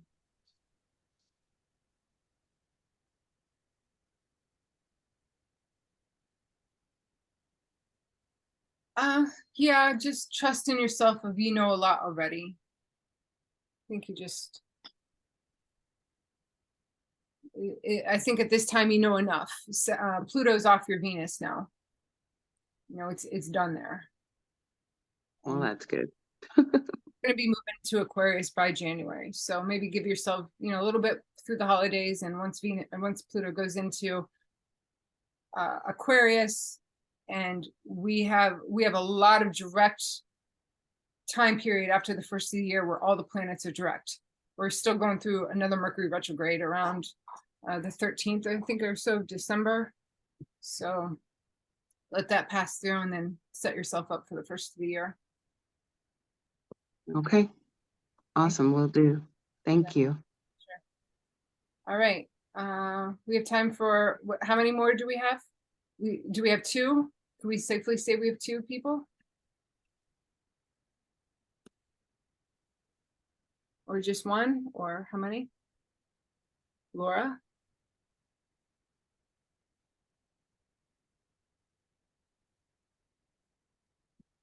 Yes, I am here. If there's anybody else, I guess, who else? Yeah. Oh, yes, I was thinking there was someone else here too. So let's just do, I don't want to go over time, so let's just quickly go over. So Laura, what's your birthday? August 19th, 1957, 6:08 a.m., Chicago, Illinois. August what? August 19th, Okay, 1957. Okay, what Chicago, time? Illinois. Give me the time again. I'm sorry. 6:08 a.m. 6:08 Yes. a.m. Yes. And here I give you a challenge. How do you find the direction for someone who is technically retired? But 6:08 a.m., Chicago, Illinois, August 19th, 1957.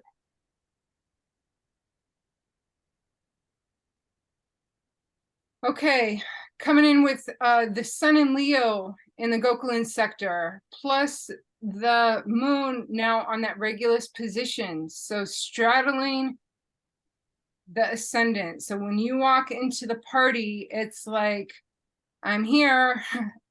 Very much so with that Pluto in sun here. There's a need to have your presence be felt. So Mars is in Virgo. You have Saturn at the 29th degree of Virgo.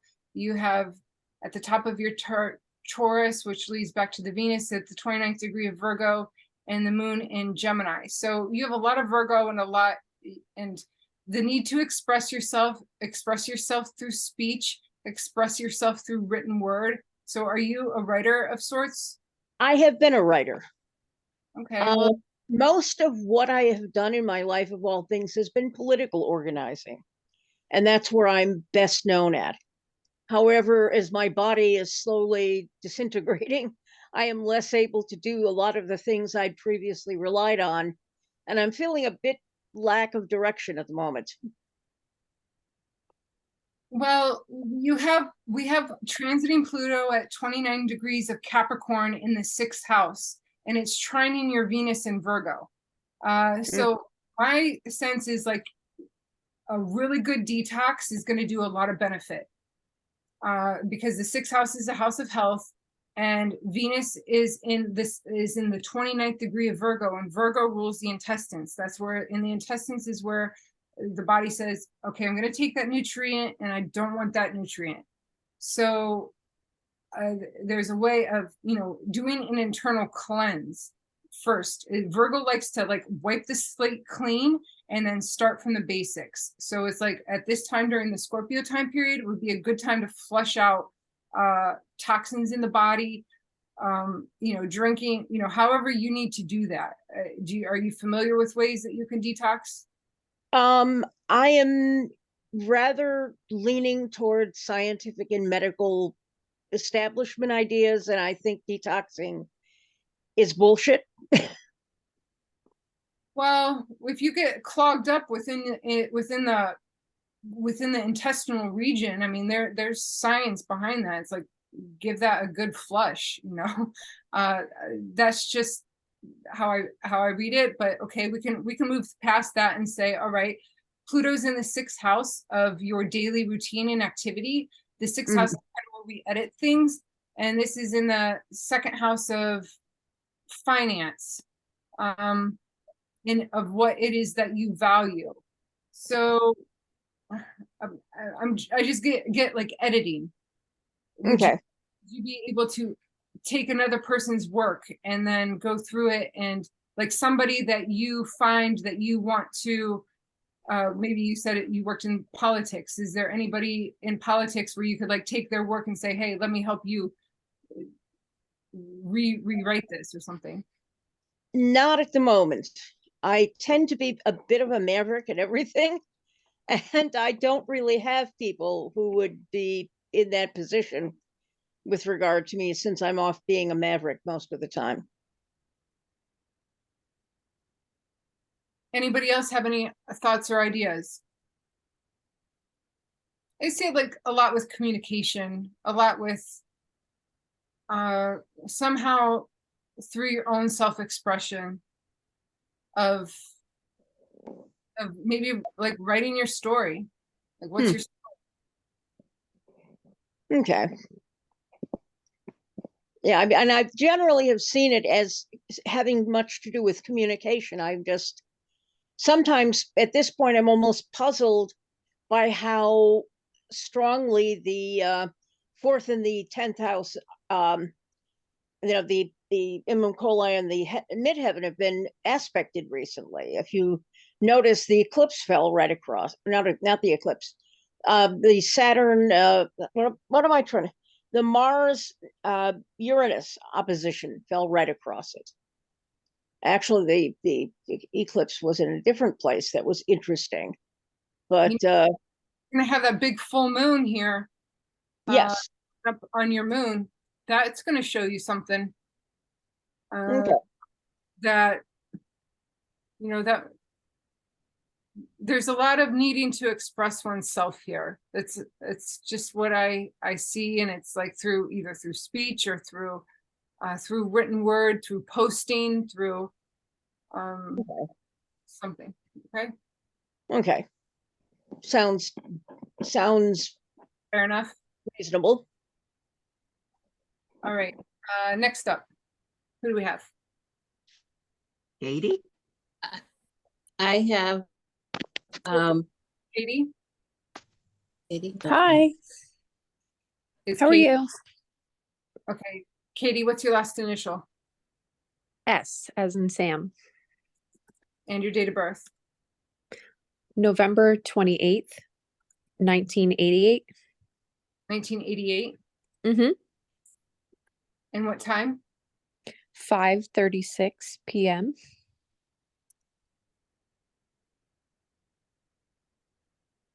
And where were you born? It's called Plainfield, Plainfield, New Jersey.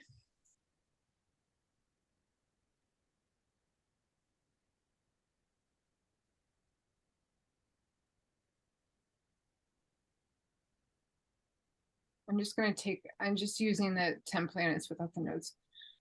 Mm-hmm.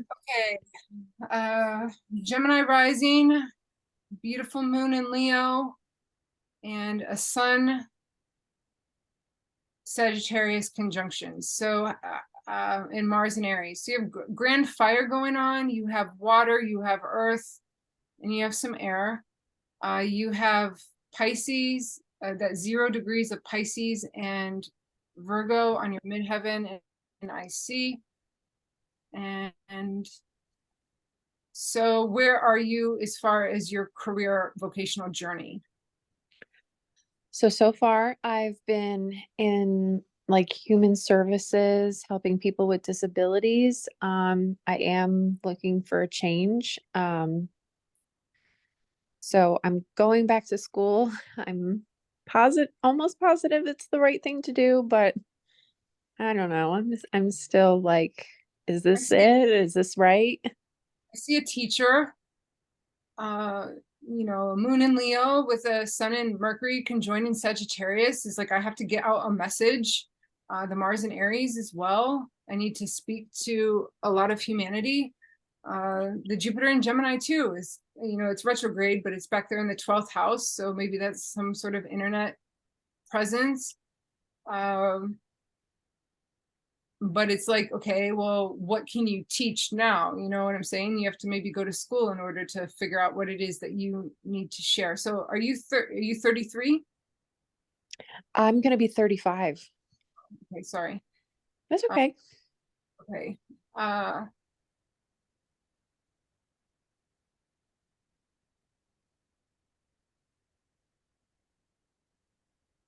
You kind of, So if, you have sorry. it's okay. You have a feel to me too, like you kind of need to do your own thing. You can't, Mm, it's not, maybe you need some direction or you like a mentor, like obtaining a business mentor yeah. that kind of show you the ropes and just learn from that. So you might not need to pay like a lot of money to go back to school. It's just like maybe just doing something where you can get a certificate and a mentorship of some sort, and then you'll be on your way. Venus conjoining Pluto in the 5th house in Scorpio. Maybe there's something about you that needs to work with like women who've had some issues or something, like helping women like empower themselves. Like an empowerment. This is so this is really hitting home, and I'm glad this is reflective of my chart because I'm going to school for acupuncture, and I don't think the traditional route is what I will eventually do. I want to do fertility acupuncture. I guess then allow this to be your confirmation. Yeah, thank you. It's like I had that hunch. But it's just like you just never know if you're just grasping at things or if that's really like, you know, your calling, like the topic of this webinar. So Sure. thank you. Sure. Okay, well, I think then that was good.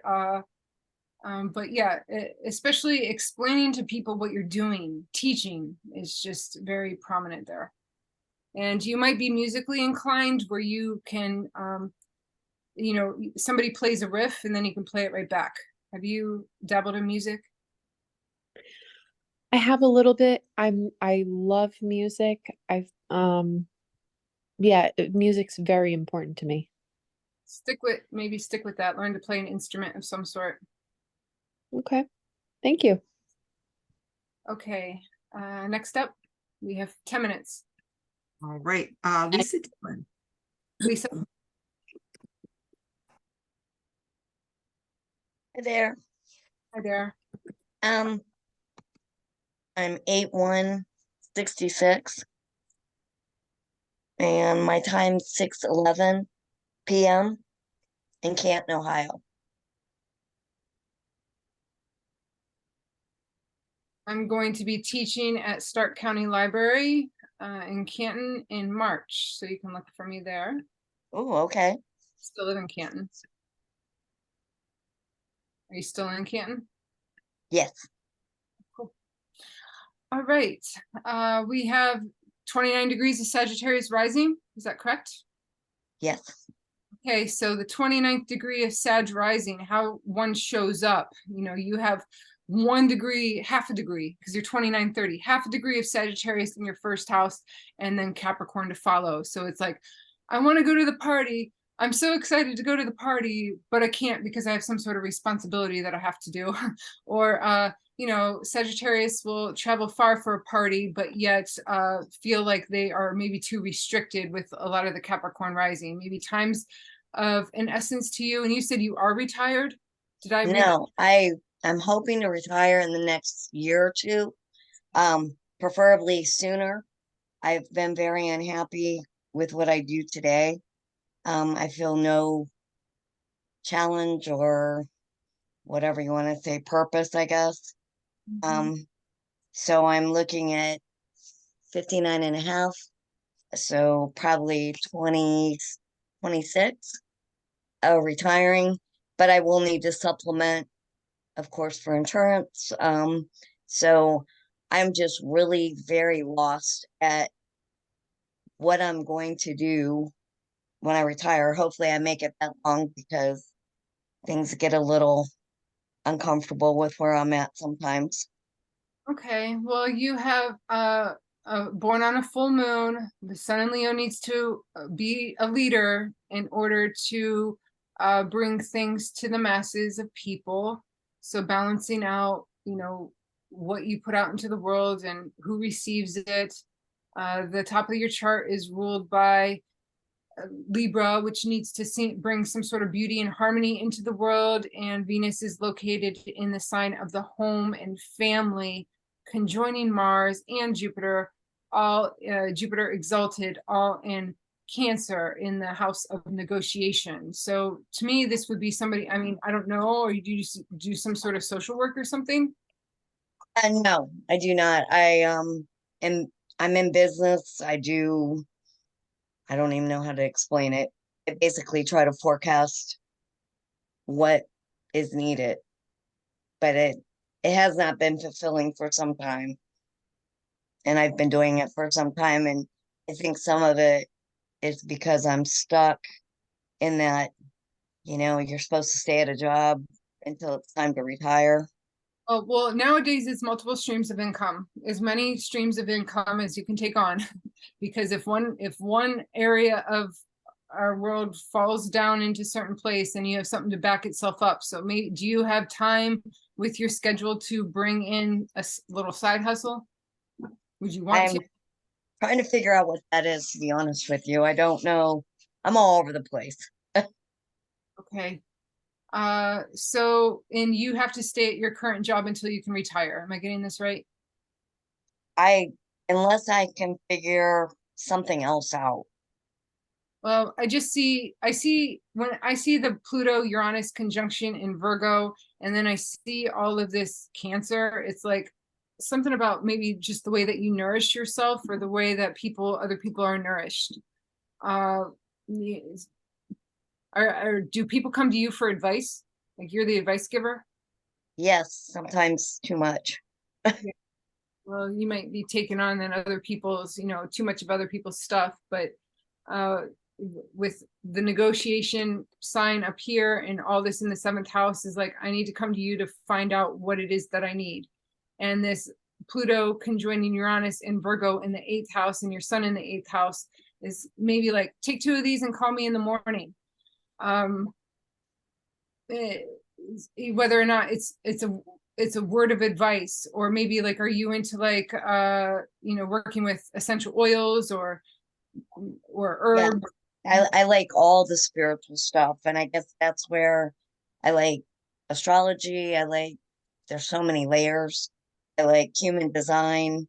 There's all kinds of different things that I've really gotten into in the last few years, and it's probably pulled me even farther away from the business world. That type, like a typical type of business world.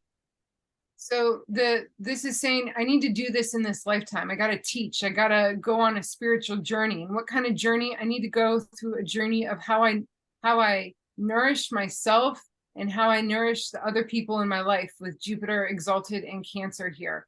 I got to understand my family dynamic. I got to understand the things within my own body that I need to nourish and grow.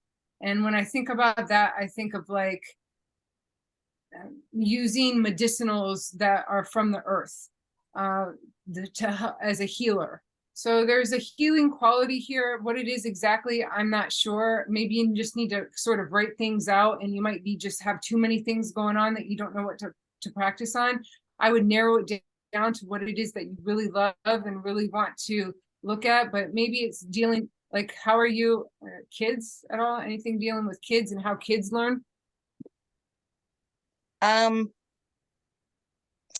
Yes and no. I think I'm headed where I want to travel and do something in a healing type of environment.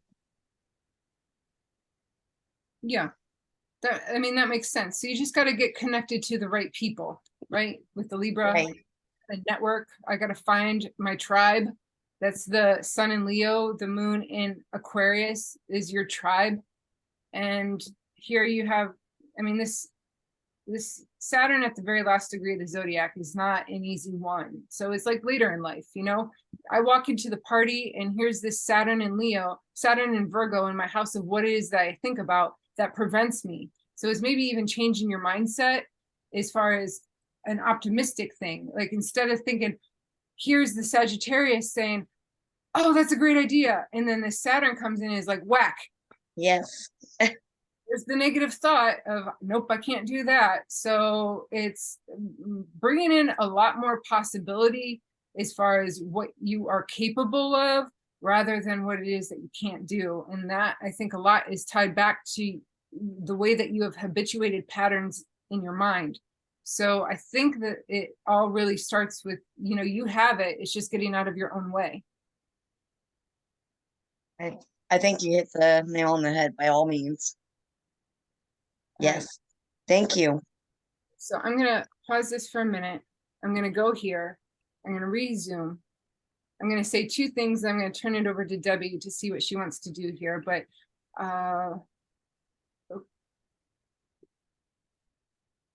so you can see my screen. So I work with a wellness company. So if you're looking to bring more wellness into your life and want to earn an income at the same time, understand about the human body and drawing in multiple stream of income, you can join me with my business through Nikin. This, to me, is what wellness looks like. And tomorrow I'm going to be at a vendor show in Westlake, Ohio, called Harmonic Journeys. You can go there, harmonicjourneys.net. It's from 10 to 5. You can get in free with a free canned good. And I think there'll be about 40 vendors. So you can come and join me there. And then this is my website, Paradox Astrology. Life is filled with a lot of different paradoxes. And so I just kind of tapped in on that as far as how astrology can be a bit of a paradox in itself. So I will be teaching Astrology 101 classes come January. If you or anyone you know would may be interested, you can sign up for my newsletter on my website. And I send those out just about once a month, not really very much more often than that. So, and it just kind of gives you an idea about what I have going on. And sometimes I, make mention of the aspects or whatever is on my mind. So I thank you all for being here, and want to turn this back over to Debbie, because I know that there was a couple more that maybe wanted their chart read. I don't know if we want to save that for another time, or if you just want me to read through those very briefly. It matters to me either way. Yeah, it's up to you. I think we have one left that really wanted to get in, and it was Angela. She kept trying really, really hard. So maybe we can get Angela in here and then we can close up. I would love that. Thank you so much. Well, you are an Angie A, and I don't know, maybe you just, do you go by Angela or Angie ever? Angela, Angela. So I'm an Angie A, you're an Angela A, so. Okay, so date of birth. 11/23. Coming up. Very close. 1964. Okay, what time? 11:40 a.m. And what city? Brooklyn, New York. I know there's another Brooklyn in the house. Yeah, is that where you are now? No, I'm in Rockland now. Say that one more time, where you are? I'm in Rockland County, New York. All right, sun at the midheaven, 0 degrees. All right. Yeah. Aquarius rising with Saturn in Aquarius, Moon in Cancer in the 6th house, Venus in Libra, Mars in Virgo. All right, did I read that you are retired? I am 1 year retired. I am looking for my next gig.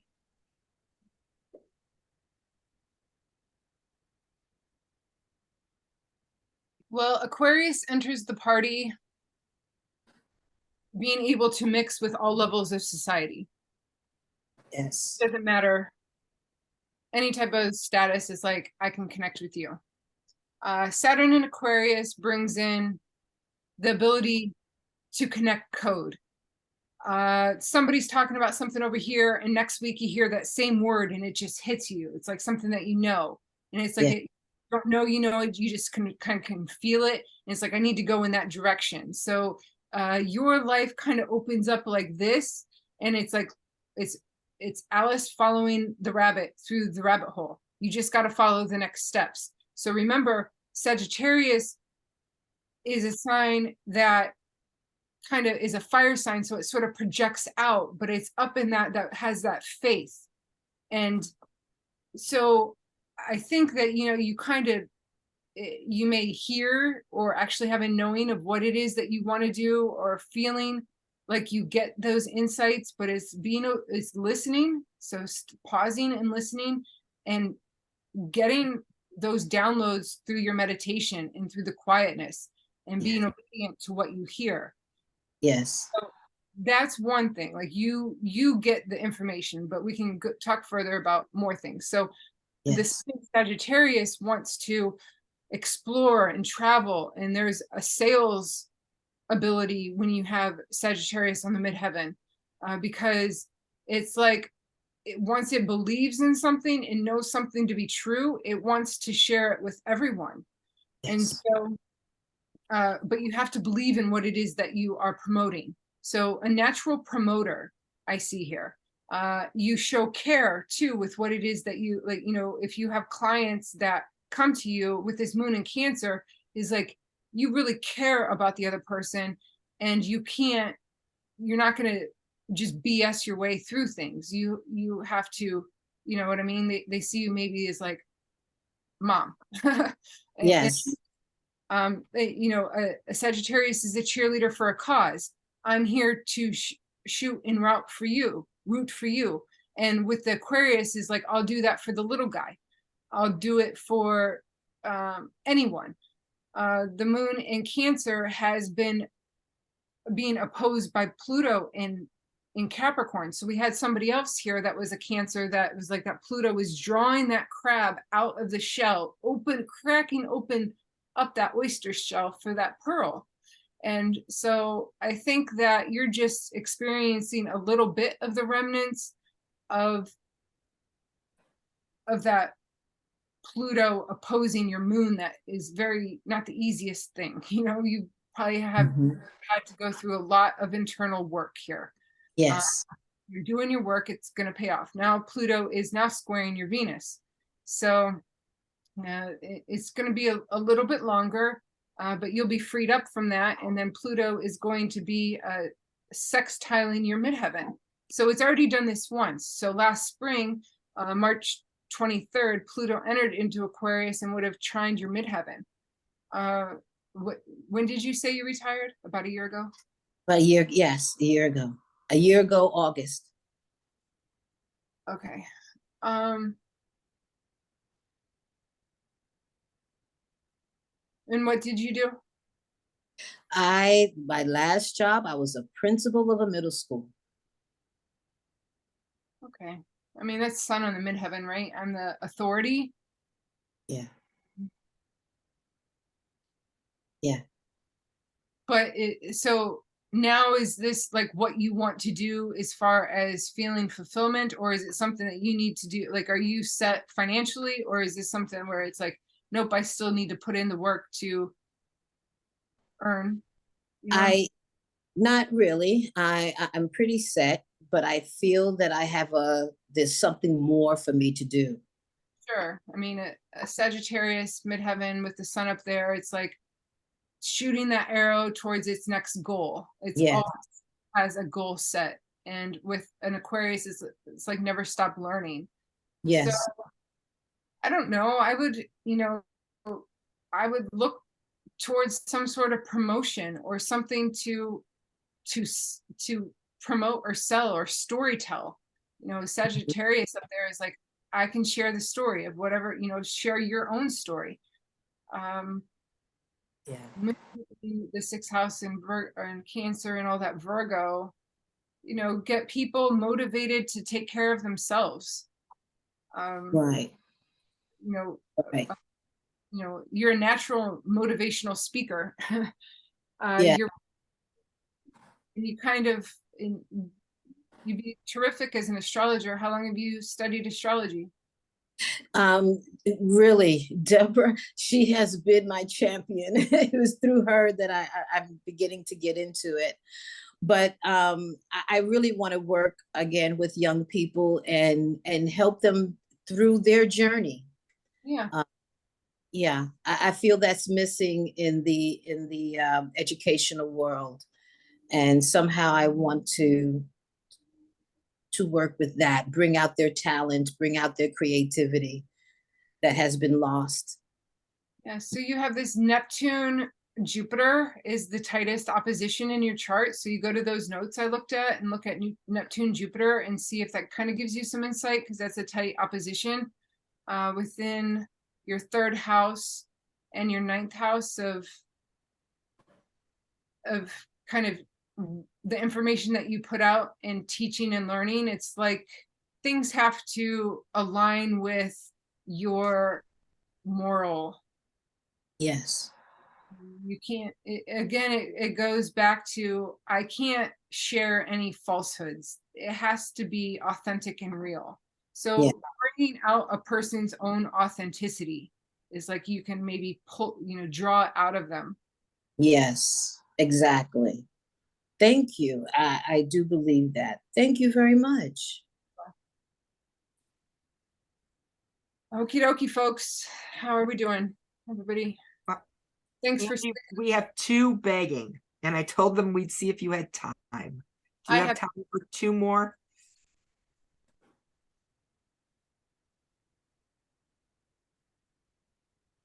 If you have time. I have time, and we are more than welcome to keep this open if you're willing. We have see, it was, let me double check here. It was Amber, Adams, and Faro. Okay, Amber and Carla said maybe write a book. So were you talking to Angela, Carla? Because Carla. Yeah. Yes, I agree with her. I think that could be a good one, especially if she wants to. I was thinking even like maybe children's book, but not the tiny children, like the intermediate age to teenage. Yes. The tween. Yes. Kind of scenario. Yes. Yes. Thank you. Thank you. That input. Carla's always. Okay. Amber, date of birth.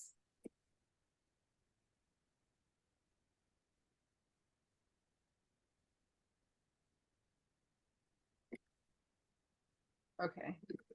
Are you gonna talk, are you gonna, are we gonna hear your audio?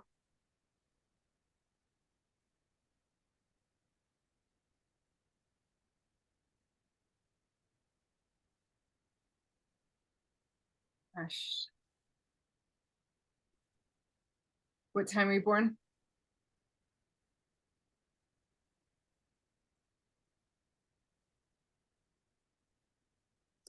Amp.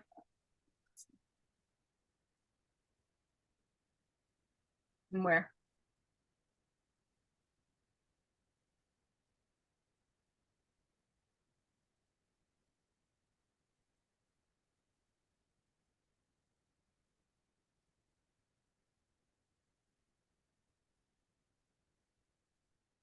And are you still in Sacramento or in California?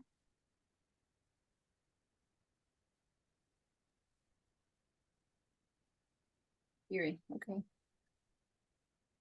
All right, well, there could be a relocation chart that we could do. So it'd be taking your chart and then relocating it to PA based on time and what we're doing here. I'm just going to leave it as the natal because the natal is always your natal. You do have a planet in the Gokulin sector, kind of two here, because this is kind of like the Alan Turing thing where we had, you know, it was just inside the 10th house, but at the same degree.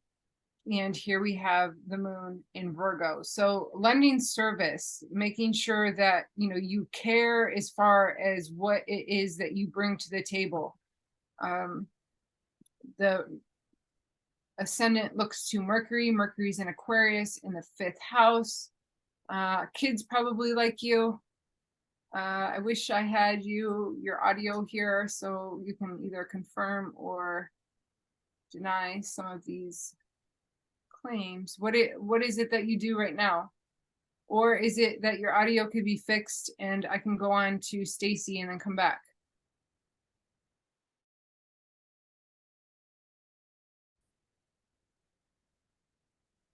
You have Moon square Mars, so you probably have a lot of different interests, or you're very multitasking, have a lot of things going on, a little bit like ADD kind of going on. There are just so many different directions that you're moving in with Moon square Mars and mutable signs.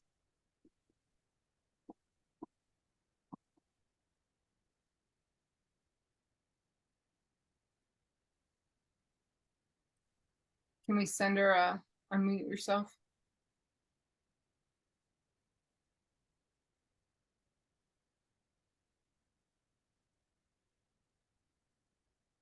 Oh, she's on her phone. I love you guys helping each other. It says, put your cursor on the bottom of the screen.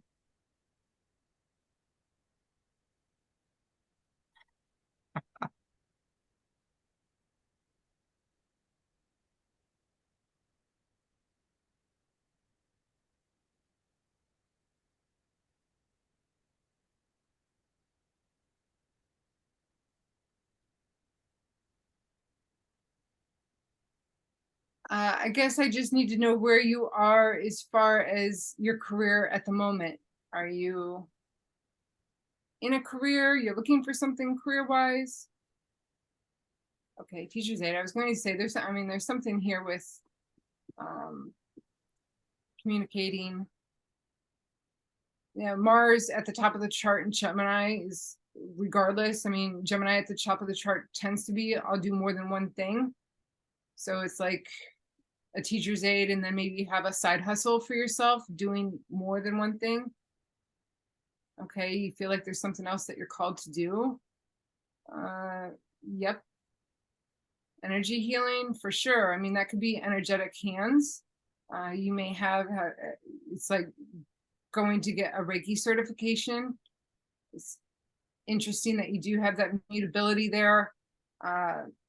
That you may need to do a little bit more movement than just standing and over top of somebody and just standing there for an hour. It's like you might get bored with that. I mean, but maybe not. Maybe you can just kind of go into like a little, yeah, she's in the process of that Reiki. Okay, super. Yep, that's very powerful. That's going to attune you and you can move into like a new place.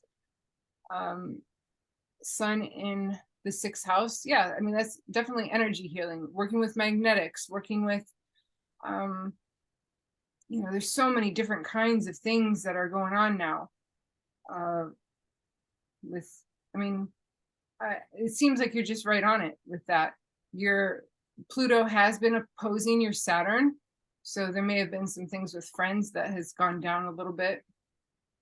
Yeah, okay, so I mean, and you have a Sun or a Venus Saturn opposition, so I would read, you know, you have some tight squares and some tight oppositions in your chart, so I'd look those up, see what it says.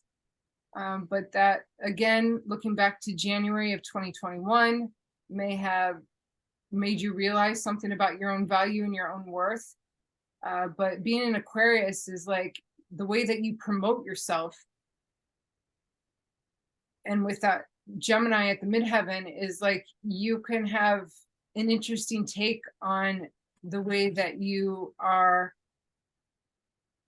a self-advocate. That might not be the easiest thing for you, but you're going to have a unique way to do it. And I would dance. This Neptune at the bottom of the chart in Sagittarius to me is like a dancer of some sort of exotic, like a belly dancer or something. So if you don't do that, you will greatly empower yourself through a form of dance. Have you ever danced? Yeah, I used to love to dance. Okay, well, if you used to love it, it's like bring it back because you're still going to love it if you're still able. Yeah, get back into that. I would. And yeah, that's good. 47, that's still, you still dance. So I'd sign up for a dance class at the beginning of the year and just realize like you're going to do that for your life. And that will bring more empowerment in. But I kind of think you're already on the right track. Pluto's going to come here and conjoin your Mercury in the 5th house. And that's the stage. You gotta, you need, whatever you do, you just self-promote yourself. Just get the word out of what it is that you do. That's what Pluto and Aquarius wants the Aquarians to work on. I hope that helps. But I think you're kind of, yeah, Pluto will wreck your life in order to transform. Yeah. Yeah. That was cute. Sorry. Yeah. And you know, you have Pluto in the United States chart was at 27 degrees of Capricorn. So we're going, United States is feeling that wreck. But you know, you have this Venus Saturn opposition right in that. So what's happening in the country, you're really feeling it. So but we're here because on this, everybody here on this pod or on this webinar tonight is like the other people in the world are wrecking things down, but we're the ones that are going to start to build things up. So at one point, part of our civilization is crumbling. At the same time, a different part is being built. So that's what we're here doing is rebuilding. And we're out in front of it. We're already out in front of it. Yeah. Okay, so Amber, keep doing what you're doing. I know it's probably tough. You know, this is some family heritage things that you're having to deal with. You may feel like you have the weight of your family and the ancestry on your shoulders. But what comes through your family is gypsy energy, and gypsies danced. So I would bring in that. Okay, and one more. But All right, Caro. Oh, she threw her stuff in there. Yep, I got it ready. So I don't take a lot of the time. Stacey's in there, right? No. I'm Chris, but we're together on the Zoom call, so with H, Chris. Yes. March 4th. Yes. Your birthday is also a sentence.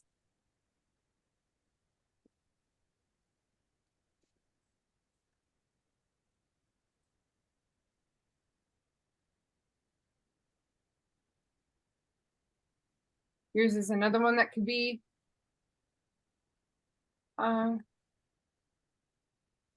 relocated. We're going to use.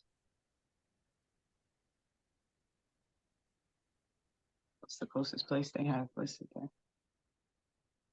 there? I'm thinking, what's the closest place? Belgrade, maybe? No, the closest country. Country. I don't know. Croatia, Romania. Romania, Bulgaria. We're going to have Serbia and Montenegro. Yes, that works. Okay, I found it.